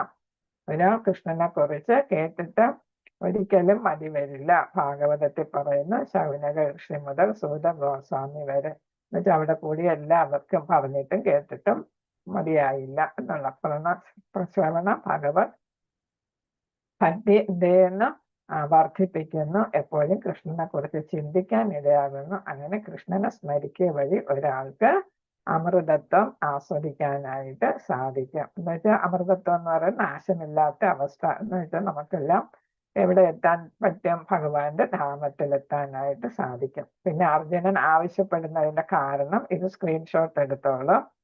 ഭഗവത് തത്വം അറിഞ്ഞതിൽ സംതൃപ്തനാണിപ്പോൾ അർജുനൻ. കൃഷ്ണന്റെ സ്ഥാനത്തെ കുറിച്ച് സംശയമില്ല, വിശാഖ സഖി ആയതുകൊണ്ടല്ലേ. എന്നാലും സാധാരണ ജനങ്ങൾക്ക് വേണ്ടിയിട്ട്, ഭൗതികവാദിക്ക് വേണ്ടിയിട്ട്, പിന്നെ വ്യക്തിപരമായ സ്വാംശീകരണത്തിനായി ഞാൻ അങ്ങയെ എങ്ങനെ നിരന്തരം, അതാണ് വ്യക്തിപരമായ സ്വാംശീകരണം, ഞാൻ എങ്ങനെ അങ്ങയെ നിരന്തരം ചിന്തിക്കുമെന്നറിയാൻ അർജുനൻ ആഗ്രഹിക്കുന്നു. 4-ാമത് എന്താണ് കിടക്കുന്നത്? ഹരകൃഷ്ണ വായിച്ചോളൂ. അമൃത് ആസ്വദിക്കാൻ കൂടുതൽ കേൾക്കാനും ഭഗവാന്റെ വാക്കുകളുടെ അമൃതം ആസ്വദിക്കാനും ആഗ്രഹിക്കുന്നു. 4-ാമത്തെ അല്ലേ? അമൃതം എന്ന് പറഞ്ഞ നാശമില്ലാത്ത, അല്ലെ, ശാശ്വതമായിട്ടുള്ളത്. ആ കാര്യങ്ങൾ വീണ്ടും കേൾക്കാനും ആസ്വദിക്കാനും കൂടുതൽ ആഗ്രഹമുണ്ട് എന്നുള്ളതാണ് ഇവിടെ പറഞ്ഞു. അപ്പൊ ഇങ്ങനെ നമ്മൾ 18-ാമത്തെ ശ്ലോകത്തില് അർജുനൻ ആവശ്യപ്പെടുകയാണ് വിഭൂതികൾ വിശദമായിട്ട് വെളിപ്പെടുത്തി തരിക എന്ന് ആവശ്യപ്പെടുകയാണ്. അതനുസരിച്ച് 19 മുതൽ 42 വരെയുള്ള ശ്ലോകങ്ങളില് ഭഗവാന്റെ വിഭൂതികളുടെ ഒരംശം പറഞ്ഞു കൊടുക്കുകയാണ്. കാരണം എന്താണ്? വിഭൂതികൾ പറഞ്ഞാല് തീരത്തില്ല, അല്ലെ. അപ്പൊ തീരാത്ത വിഭൂതികളെ കുറിച്ച് അപ്പൊ അതിൽ ഏറ്റവും പ്രത്യേകതയുള്ള ശ്രദ്ധേയമായിട്ടുള്ള വിഭൂതികളെ കുറിച്ച് മാത്രം ഭഗവാൻ എടുത്തു പറയുന്നു. ഹരേ കൃഷ്ണ. വാചകൽപതരൂപസ്യ കൃപാ സിന്ധുഭേവന് പതിതാന പാവനേഭ്യോ വൈഷ്ണവേഭ്യോ നമോ നമഃ. അനന്തകോടി വൈഷ്ണവ ഭക്തവൃന്ദയ്ക്ക് ജയ. ശ്രീല പ്രഭുപാദയ്ക്ക് ജയ. ഗുരു മഹാരാജ് ജയ. ഗ്രന്ഥരാജ് ശ്രീമദ് ഭഗവത്ഗീതയ്ക്ക് ജയ. ഗൗരമിതായ പ്രേമാനന്ദ കരുതുന്നു. ഹരേ കൃഷ്ണ കൃഷ്ണ കൃഷ്ണ ഹരേ ഹരേ, ഹരേ രാമ രാമ രാമ ഹരേ ഹരേ, ഹരേ കൃഷ്ണ കൃഷ്ണ കൃഷ്ണ ഹരേ ഹരേ, ഹരേ രാമ രാമ രാമ ഹരേ ഹരേ, ഹരേ കൃഷ്ണ കൃഷ്ണ കൃഷ്ണ ഹരേ ഹരേ ഹരേ രാമ രാമ രാമ ഹരേ ഹരേ. ഹരേ കൃഷ്ണ. എല്ലാവർക്കും പ്രണാമം. ഹരേ കൃഷ്ണ. ഹരേ കൃഷ്ണ മാതാജി, പ്രണാമം. ഹരേ കൃഷ്ണ. മാതാജി, താങ്ക് യു മാതാജി. ഹരേ കൃഷ്ണ. ഹരേ കൃഷ്ണ. പ്രണാമം മാതാജി. കൃഷ്ണ പ്രണാമം മാതാജി. ഹരേ കൃഷ്ണ മാതാജി. ഹരേ കൃഷ്ണ. ഞാനിത് സ്റ്റോപ്പ് ചെയ്തു. അത് എന്താണ് പറ്റാത്തത്?